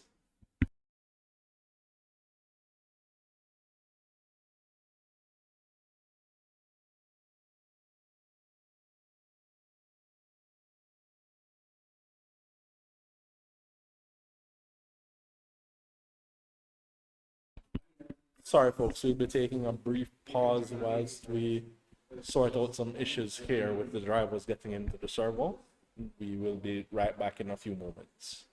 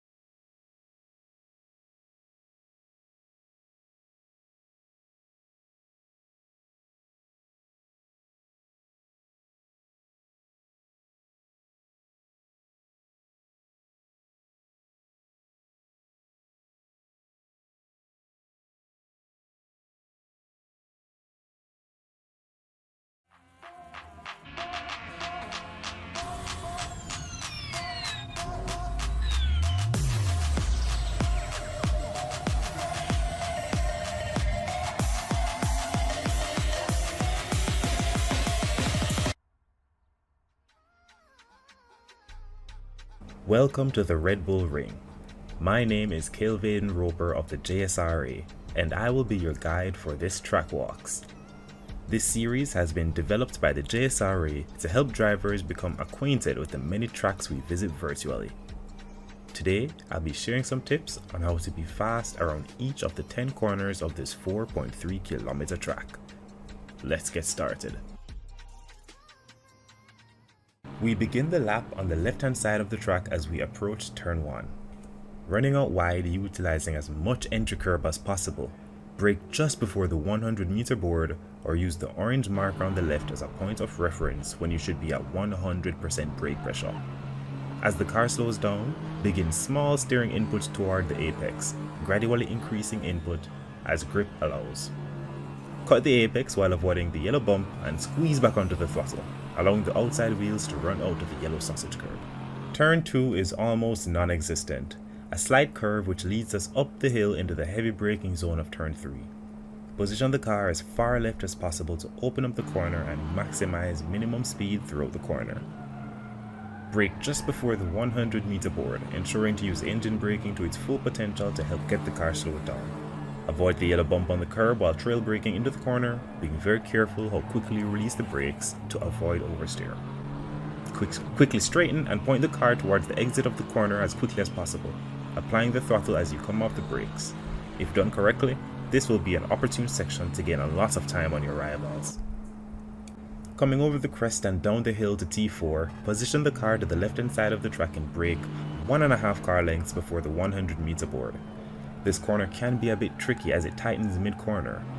Trail off the brake as you approach the apex, but do not mount the apex as this will unsettle the car and force the car to run out wide on exit.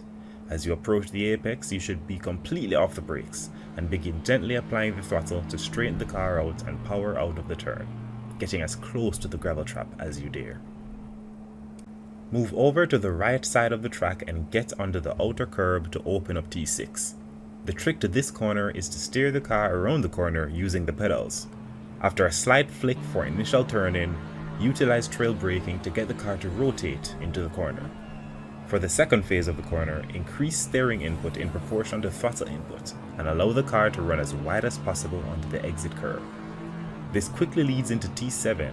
A quick stab of the brakes and downshifting to utilize engine braking should slow you down just enough for initial turn-in. Then trail brake into the corner, getting right back onto the throttle as the corner quickly opens up into T8. The track naturally drifts back to the left-hand side as we approach the final 2 corners of the lap. Once again, get up onto the curb as early as possible and brake approximately 1 car's length after the 100-meter board. Trail braking is essential through this turn as it may appear to quickly tighten up on entry. Ride the curb, being sure not to dip a wheel onto the grass, then drift back onto the exit curb.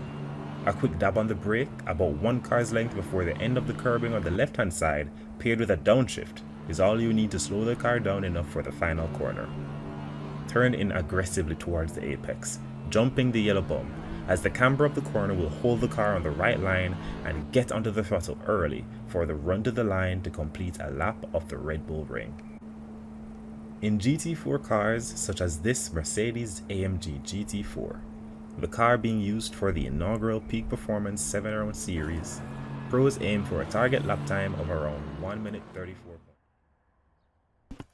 And we are back, folks, as we will be getting the next session started in a minute. We are just waiting for everything to settle in, and then we will be getting the drivers on circuit for the sprint race momentarily. Next action coming to you, and do be reminded that the sprint race does result in a reverse order from the ending of the main race. So that is why we have Cale Vaden-Roper starting on pole position with Mitch and Wallace alongside him, and I pray for Mitch and Wallace in this event that he gets a much cleaner start than the events of old, because the last event, I mean, turn 3 was a disaster. So we will see what happens here. And then Eastman in third, Harrison fourth, Nathan Bryan in fifth position, Mark Anthony Eaton in sixth, and Mr. Moss in seventh. One to watch is Kurt Moss to see how quickly he can start pushing through the order. And we will be getting going racing in a moment to see what happens. Do you hang back, or do you just go for it, turn one out the gate? If I'm at the back, I'm just gonna wait. If I'm at the Well, front, I'm taking that track cut. Let's see what happens here now as we do get going racing, and so far it looks like Roper with a clean enough getaway and incidents all round, but a much cleaner start than previous events. So tomorrow, St. Thomas, as I said previously. Mitch and Wallace. Mitch and Wallace does maintain his second position after all, and looks to have done so comfortably. Jaden Harrison up the inside on Kimani Eastman gains that position, and Moss has gained position on both Eaton and Nathan Bryan. Those three coming out of turn 3 in a train. I mean, what's happening here is, I mean, Roper looks to be running away with this so far. I mean, comfortably out of the blocks and has taken a comfortable lead since that point. It just looks like his race so far. Mitch and Wallace 1.5 seconds behind, is under attack from Jaden Harrison just behind him. They're actually quite lined up behind Mitchell at the moment, all the way down to Eaton getting by Nathan Bryan there out of turn 7 and getting a getting his elbows out, as they would say, but running a little bit wide, inviting Bryan back in. Can't make that move though. Did he? Nerve-wracking moments there as my commentary co-host looks to have been jumping out of his skin. But Moss looking to make the move on Eastman into turn 1, thought better of it. Now, if I'm Mark Anthony Eaton, I want to be sticking with Kurt Moss here as Moss tries to make his way through the field. Looks to be getting that move done on Eastman by the time we get to the braking zone of 3, I think. I guess thinking better of it, maybe not quite close enough, or Eastman just broke a little later than normal. Not making the inroads out of expected with 2 laps done. Well, a lap and a half done in this event so far. Everybody seems to be holding station and holding station well. I mean, Roper looks to be driving. Oh, Jaden Harrison has made moves. Oh, yes, sir. He has gotten ahead of Mitch and Wallace, and I guess trying to make up for his errors in the sprint event is Jaden Harrison. Now comfortably sits in second position ahead of Mitch and Wallace, as Nathan Bryan and Mark Anthony Eaton not giving each other an inch, these two having a fight of their own at the back of the field, which is causing the drivers ahead of them to get away. This fight is not helping either of their races, as this is not what you want to be doing from jump in a sprint event. You want to stick with the driver ahead of you, just stick with him. If he is quicker than the rest of the pack, I mean, which these should be the drivers that are, as they were the podium finishers, Moss, Eaton, and Bryan. So you just want to stick with those drivers while they make their positions, as we expected him to get ahead of Kimani Eastman there. Took a little bit longer than I thought it would have, and now has a 1.5 second gap to close to Mitch and Wallace ahead of him. And I mean, not quite the start we were expecting. Oh, Moss running a little wide there, but I guess it won't affect him much, as that will just be deemed a track cut at that point. But you really do seem to need to take a visit to St. Thomas there, Bridget. I don't know how I go on for you and this goes over there on you of late, but see a shaman, see a obeah see the healer, the church man, the pastor, see somebody, sir. I may have to give up the job, because at this rate it's detrimental to the JSRA. My God. And Harrison has closed right up to Cale Vaden Roper and might be looking to make a move. Not 9 is not the place to do it, but that's not going to stop Jaden from trying. He looks to like to attempt these moves in some unconventional places. Jaden on a warpath, it seems. But I mean, well, now is the time, if ever. Right with Cale Vaden Roper, this is a bit waiting for Roper to pick. This is a bit too close to turn one for me. Oh, Breaking. Oh, and little bit of gamesmanship there from Roper, making a last-minute dive to the racing line. One of their teammates. But Harrison not giving up, and Harrison has taken the inside line and has gotten that move done. And that has invited Mitchen back into the party, and Cale ticking it up the inside there. No, a little too late on the brakes there was Roper in trying to game that move back from Jaden Harrison. But he has now invited Mitchen Wallace into the party, and Mitchen would be looking to take that position, if not in 4, maybe by the time they get to 6, as he's going to hang it on the outside. And Moss is right there with them, so Moss right in this fight, as Moss actually takes a position from Mitch and Wallace, as he was trying to game with Cale Vaden Roper ahead of him there. Roper maintains second. Moss has now promoted himself into 3rd position. Mitch and Wallace in 4th, and Eaton has finally settled down between him and Eastman and Nathan Bryan, apologies, and they've both gotten ahead of Kimani Eastman and are now moving on. But Nathan Bryan has fallen 2 seconds adrift of Mark Anthony Eaton. So Eaton can now get his head down and try and close up to the drivers ahead, namely one Mitch and Wallace. And I mean, Moss right with Cale Vaden Roper, and Moss having a look outside, inside, and will probably look to get the better run up to turn 3 coming out of... yes, he's gonna lose that run. He's gonna lose that run for sure. Yeah, Roper getting a little squirrely there on the exit of 1, and that just invites Moss. A shark that smells water, smells blood in the water, my apologies. And he will not give him any chance to think about it. Was that contact there between Roper and... I think so. And... It didn't look like that, but I think there was. Oh my goodness. What an incident there. I mean, the incident happened. It just came a lot later than you thought it would. Yeah, based on Cale's posture, it seems as if there was some contact for sure. My goodness. And Moss will be fuming. Yes, absolutely. Livid in that car right now. I mean, it was race 1 first. It was race 1, turn 1 last week around this very track, and now it's race 2, lap 4, turn 3.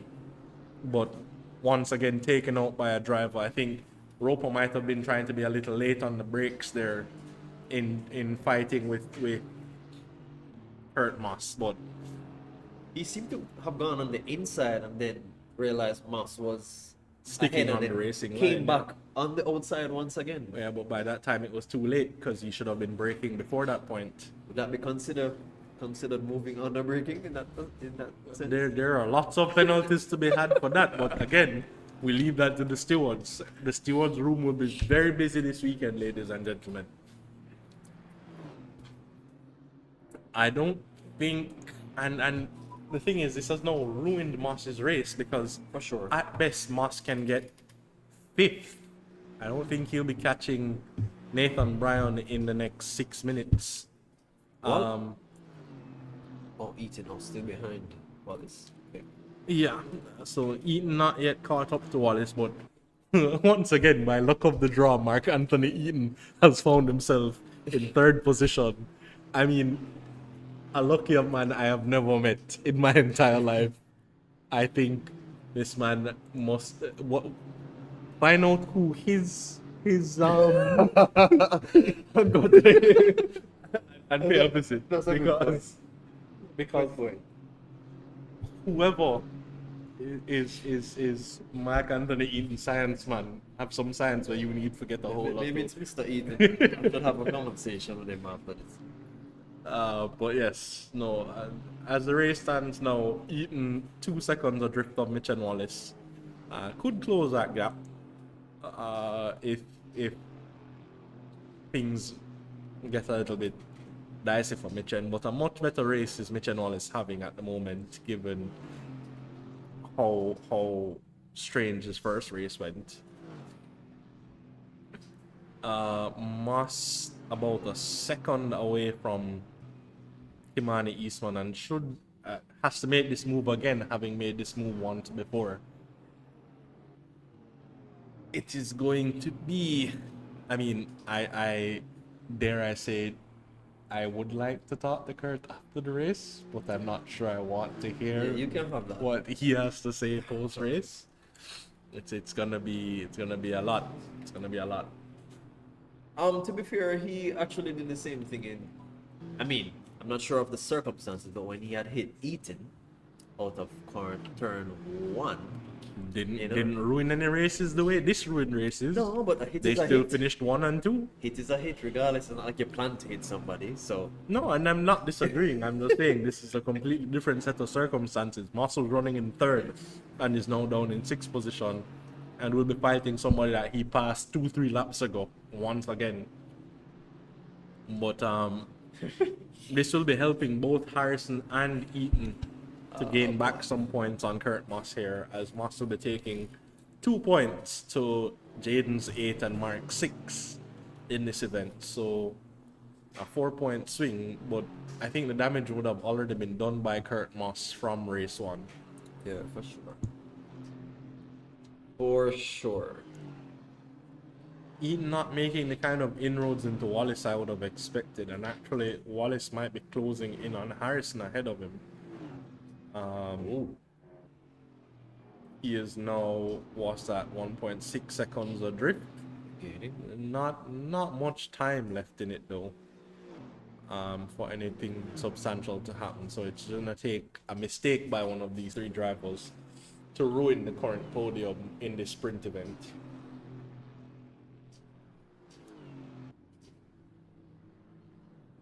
These yes, Mr. Penley, lots of drama actually in this sprint race, but It's too many to speak of.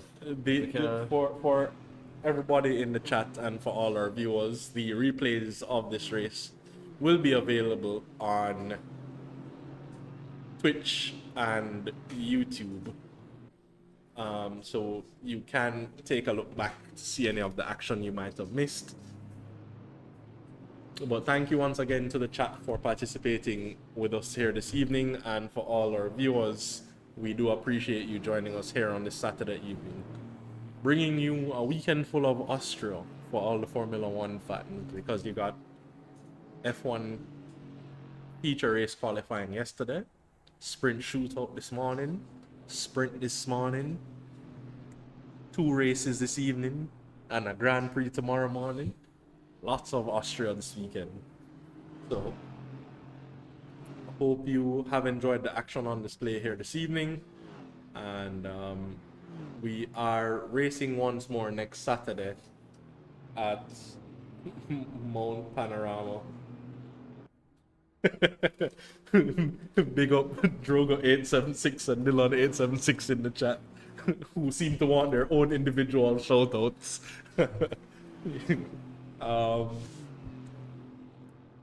Thank you guys for joining us.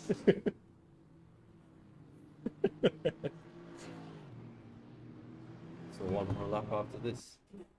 I believe so, yeah, based on where, well, might be 2 more laps because they might get back to start finish before time elapses based on where they are on track.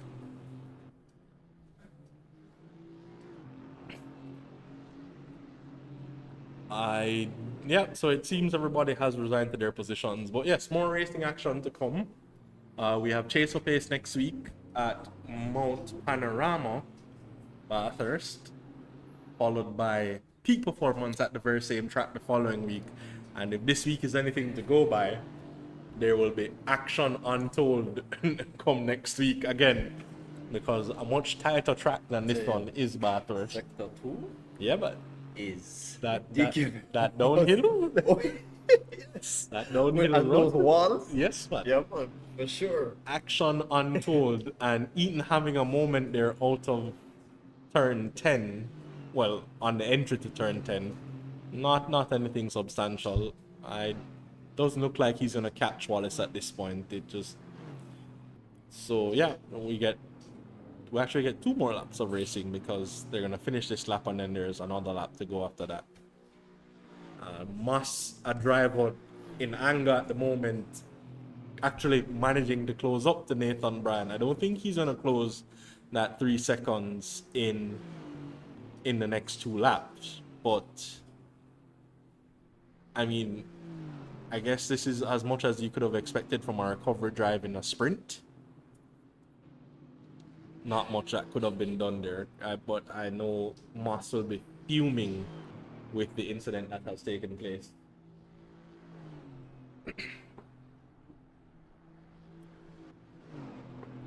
Huh? I mean, still one of the, if not the cleanest race so far. I mean, the getaway was good in both races. They got away very nicely, no incidents to talk about really in either getaway. But there were some moments that looked to have been questionable, to say the least. And I'm sure the stewards will be having lots to talk about. I'm really thinking that the steward track limits are going to play a big part in the actual final results of these standings, because I'm seeing things I shouldn't be seeing. We will see what happens when we get to about Tuesday, because it will take some time for the stewards to have determined all of the incidents that took place, review them, and assign whatever penalties are necessary, not to mention the policing of the track limits at all the different spots that were made mention of. Yes, as I clarified with Mr. Rory last week, if your wheels come off the curb, it's going to be considered a track cut. violation. So those 2 patches of red and green that you're seeing have no bearing on the limit any at all. So, Absolutely. Yeah. and as I said before, I've seen quite a few of those this Absolutely. race. Yeah. So Yep. we'll see how that goes. Well, here we are now on the final lap. Harrison looks to have managed to take the victory here in the sprint event. I guess a recovery drive for him having been a little bit unfocused in the main race, making an error here or there. But yeah, like I said, lots more racing action to come. We have Bathurst next week. And then for Peak Performance again, the next race is Bathurst. Then that would be followed by round 5, and round 5 should be at And Bathurst I think the corner Down in- is now turn 2 for Bathurst. Yeah. Going up that hill. Yeah. Yep. Yeah. Lots of places, but yeah, as we are at the end Well, of this yeah. race, Jaden Harrison has taken the victory. Mitch and Wallace comes home in second. A good recovery for those two drivers, having had major incidents in the first race. Not sure what happened there with Jared. But yes, so that concludes the race. Harrison there having a moment after the finish. Not sure if he had just lost focus. But we have wrapped up the chat referring to the lawnmower that just took place in Jaden Harrison. It's a very expensive lawn. Oh, man, I'm telling you. Yeah. But that grass did look kind of high still. So Yeah, I need a little cut I in. think Yeah. Jaden just observed. Maybe a future landscaper is Jaden Harrison. But yeah, so we have our results for the sprint event. We have Jaden Harrison taking the lead, taking the win. Mitch and Wallace finishing second. Mark Anthony Eaton coming home in third. Nathan Bryan to take fourth. Kurt Moss, who will be livid with only managing fifth position with the incidents that took place. Kimani Eastman in sixth, and Cale Vaden Roper finishing in seventh position. So 2 races done, and we will be having some interviews with the drivers in a little while. We will determine which drivers we are talking to in a moment. But yeah, good racing and solid event. For As the I said, most part, yeah. yeah, for the most part. I'm sure we'll be hearing from the drivers what has happened here and there. And I mean, there will be some talking points for sure.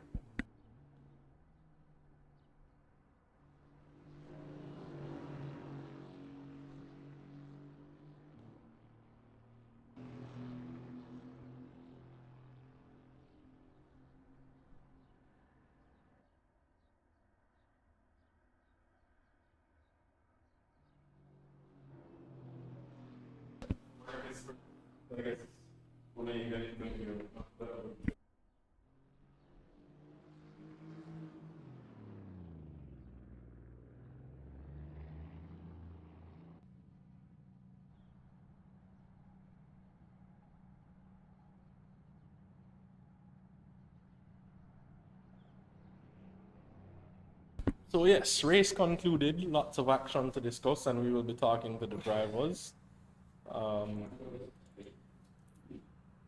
Keep doing that. But lots and lots of incidents there out on circuit. And I think our first interview will be Mark Anthony Eaton, who will be joining us momentarily.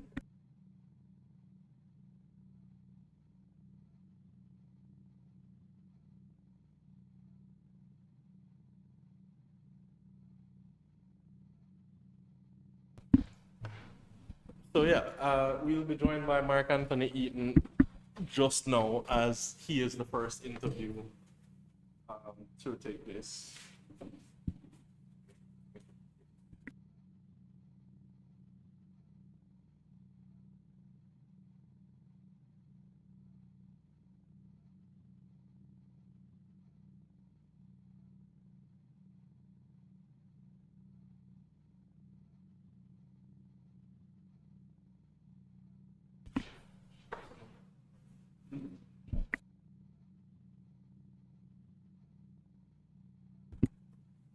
Sir Eaton, Yes, sir. we're here once again for the third time. Uh-huh. How would you assess your race today? Better than last week. That's Better for than, sure. I would agree. I think this is Yeah. your best race yet. I didn't see you fumbling in any regard, actually. That pass was that turn 3? Which one? Which one? The one where Moss passed you. Yes. What was your defensive idea for that corner? It doesn't really matter the defensive idea because I messed it up. So he got by because I made a mistake. But I tried to center going into the corner and my foot just rested on the gas a little bit and I got a bit of understeer. Okay, I was wondering why you went wide there, Yeah. but things happen. What was your Was there anything different that you did coming into this race? I mean, slept. we know. Oh, you slept. slept. Yeah, I Okay. slept. Well, maybe you should sleep more often. because Probably. How many laps did you record for this practice session? For this week, I think I did about 500. 500. Last week, I was working on a time trial on iRacing, so I was more focusing on something else. Okay. Keep in mind, viewers, the track, the lap requirement is 150 laps. So he did more than 3 times the specified amount, but that's usually his thing, and this week it has certainly paid off. Yeah, so you said the only difference was that you slept. So I slept. I did a little less practice, and I changed how I was approaching it. So instead of just pounding out laps, I kind of did 10 laps, take a break, 15 laps, take a break. I can't. Just take.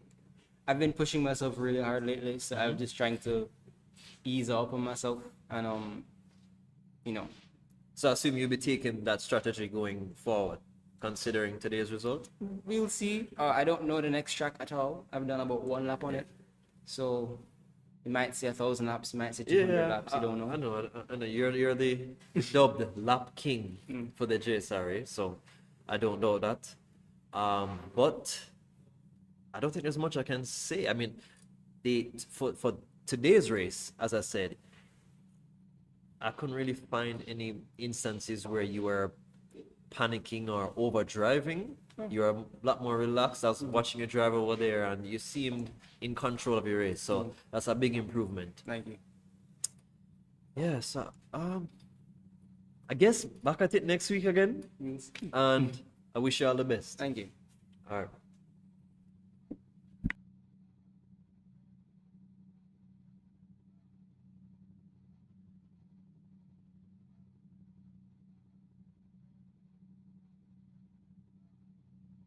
So that was our interview with Mr. Mark Anthony Eaton. We will be joined next by by Nathan Bryan in his first event here at in the Peak Performance series. We'll be getting him in the booth in a moment. Whilst we are trying to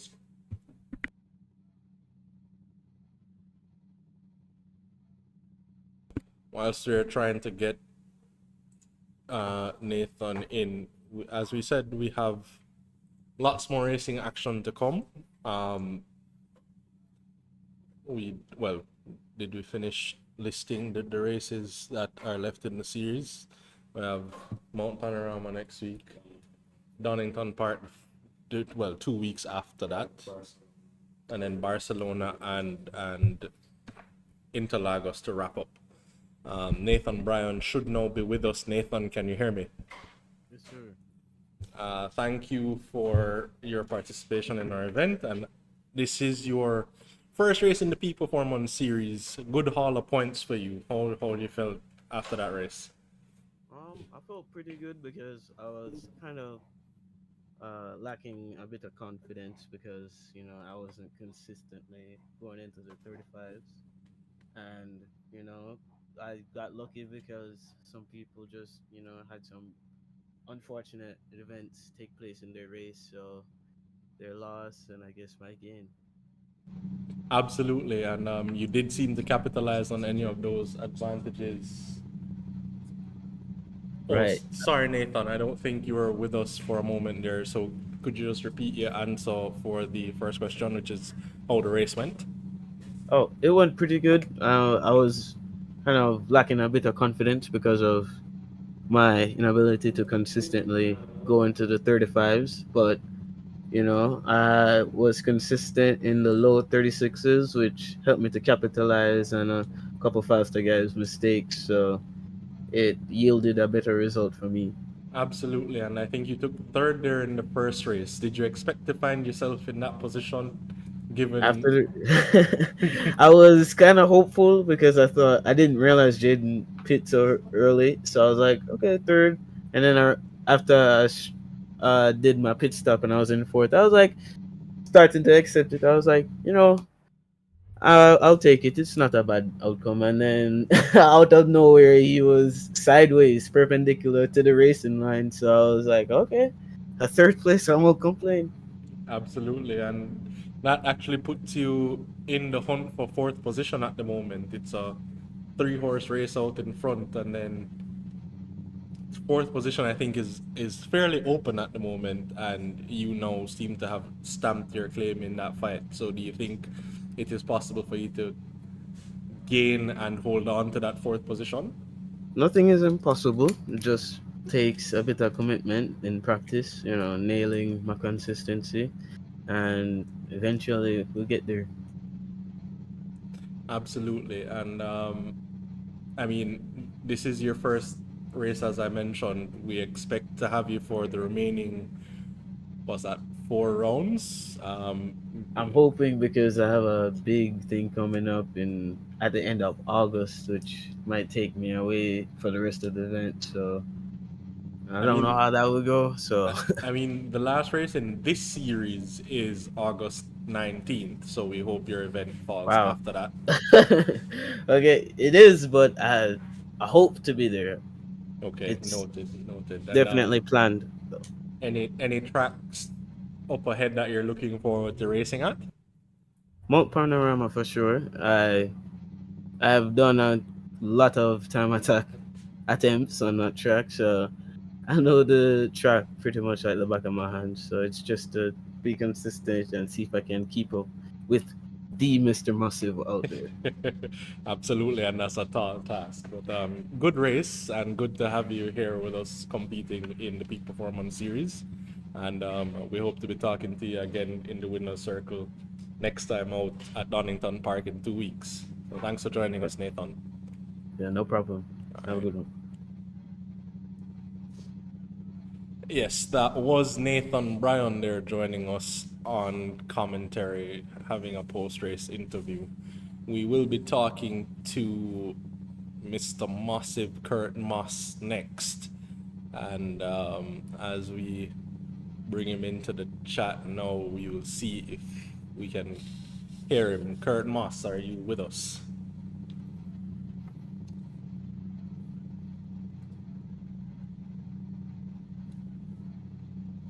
Mr. Moss, can you hear me?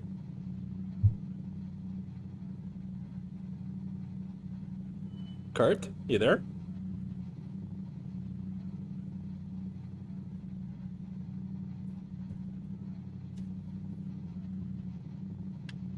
Not sure what's happening as I am not hearing Kurt. I am trying to get him back. Can you hear me now? Yes, I can hear you now. I don't know what's going on with my phone just now. Okay, no problem. Mr. Moss, an eventful 2 races for you, it seems. The first race there you had, I mean, you got away fairly cleanly. You're running away with it, but then it seemed that there was a small mistake. Is that what happened? Yeah, I kind of let the car over rotate on turn 3 and spun a little bit, causing me to fall back to third. Okay, and then getting back to the lead, I mean, there was a fight with Mark there that went on for a couple of laps. Seemed to be some contact made in turn 1 at a point. What happened there? Yeah, I was getting a good run on everybody for the most part on turn 1. I tried to not get on it too much, but I guess he didn't get nothing close to the run that I was getting out. I tried my best to ease off the gas and stuff, but it just wasn't enough, I guess, and I gave him a tap. Pulled over and gave him back the position, so it worked out. Yeah, we did notice that you did relinquish the position, which is good on you, and we appreciate the chivalry with which you race, and we hope the stewards look kindly on you for that as well. But that should, yeah. So after you got ahead, I mean, there was no looking back for you at that point. Just kind of ran with it there, and your pace seemed to be a cut above everybody else for most of the weekend. Yeah, it's just staying consistent and keeping it within the lines and just try my best to bring it home. Yeah, and you did a very good job at that. Now into the sprint race. I mean, talk us through your rendition of that race. This stream is kind of rated TG, I think, so I can't really speak my mind. But yeah, I was working my way through the field pretty good, and I know things happen, but man, like the next corner after I passed, I got taken out. So it kind of rubbed me the wrong way, but it is what it is. The race is done and gone. We move on to the next one. So yeah, that's about it. Yeah, I do believe that ruined what looked like a good haul of points you're on for in the sprint. But I do believe you still maintain the lead of this championship, and by quite a comfortable margin now, I think. So, looking good for you. Do you think you will maintain this run of form? Hopefully, that's the plan. We we don't come to race to shoot for second, so we always hoping to win the race. So we'll see how it goes. Hopefully, all the tracks kind of go with my flow, because sometimes we get a track that doesn't necessarily agree with our driving style. So we just have to hope for the best. Absolutely, and I won't ask you to reveal if any tracks on the remaining calendar you feel are in that category. Just I honestly don't remember what tracks we have left, so I gotta look at the the calendar. okay. Well, we won't give any of your competitors any look into the possible weaknesses of Kurt Moss. Not Respect. not that there seem to be any at this stage of the game. All right, Bridget, respect. But yeah, man, thanks for talking to us, Kurt, and All right, a man. good As weekend I, all as I said, around. once again, thanks for giving us a place to race, man. It's all good. Absolutely, absolutely. All right, All right, peace. good. And that was Kurt Moss, the winner of the first race and taking fifth place in the sprint after an incident with Calvin Ropo. Maintained his composure when talking about it, but you can tell that he's a little hacked off at the situation. Mike is mute now, so you know. Yeah, so overall, not a bad weekend of racing. Yeah, not a bad weekend of racing. I do believe that there was excitement all around. We did see some action out on track. We did get lots of racing.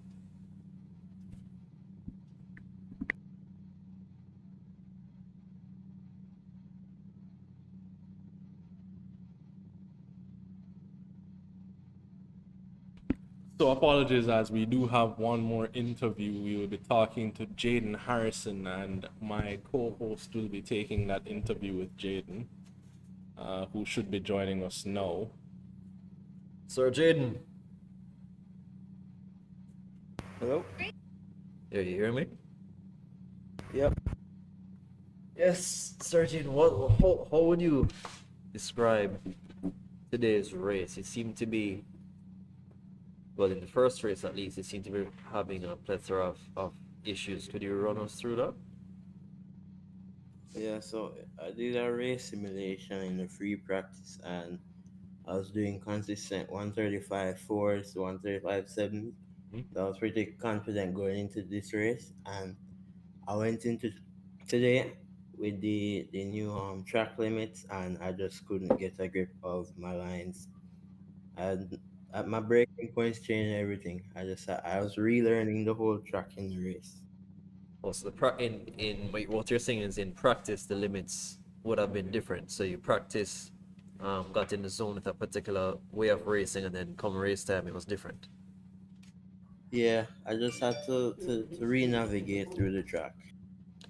Yeah, you seem to be struggling a bit today. So we're wondering what that was. Have you had any races previously today? Because we know you're a man of many platforms. Yeah, I had a race over CMRSC today.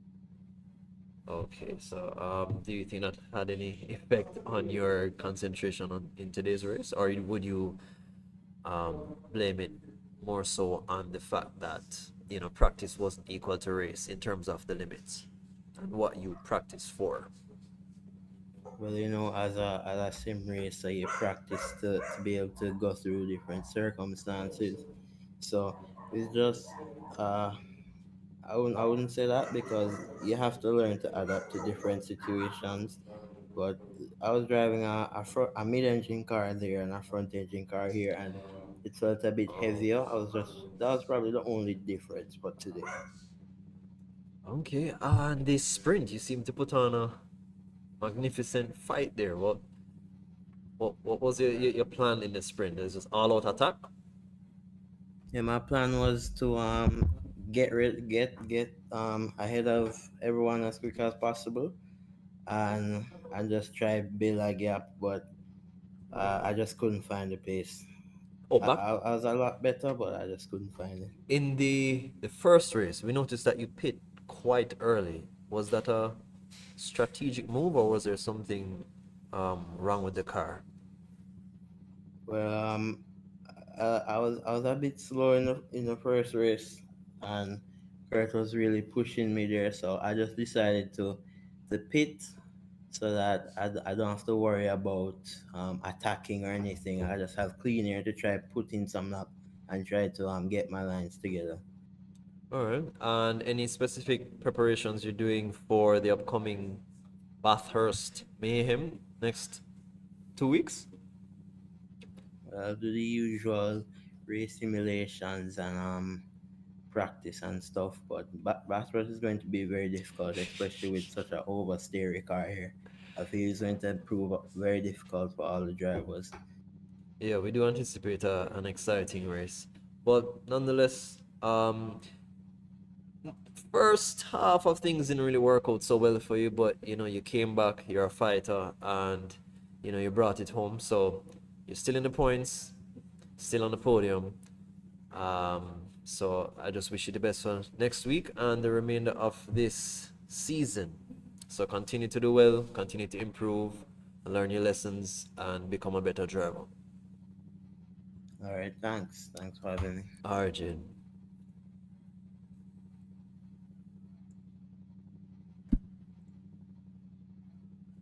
So that concludes our interviews with the drivers, and as we are winding down here in the Peak Performance Round 3 Austria stream, I mean, lots of interesting points there to have taken away from some of the interviews with the drivers, but overall, good racing, good weekend, and looking forward to Bathurst next week.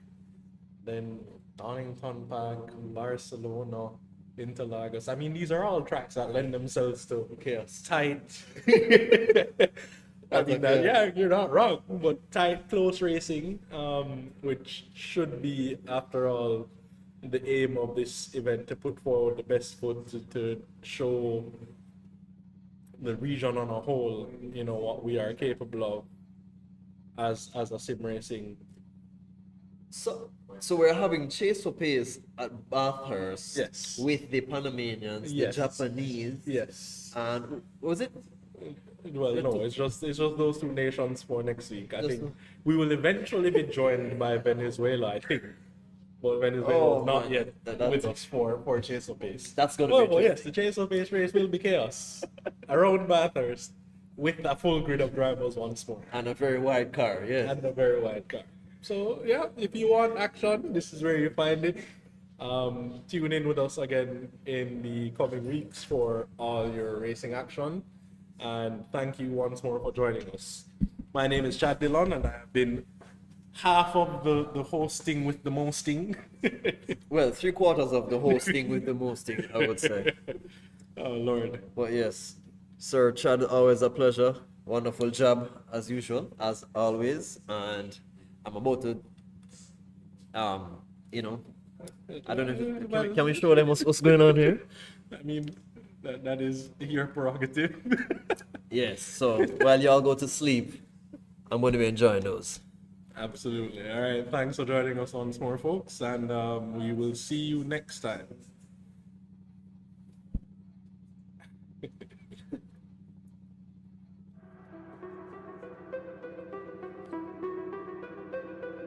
it's gonna be a rascal race.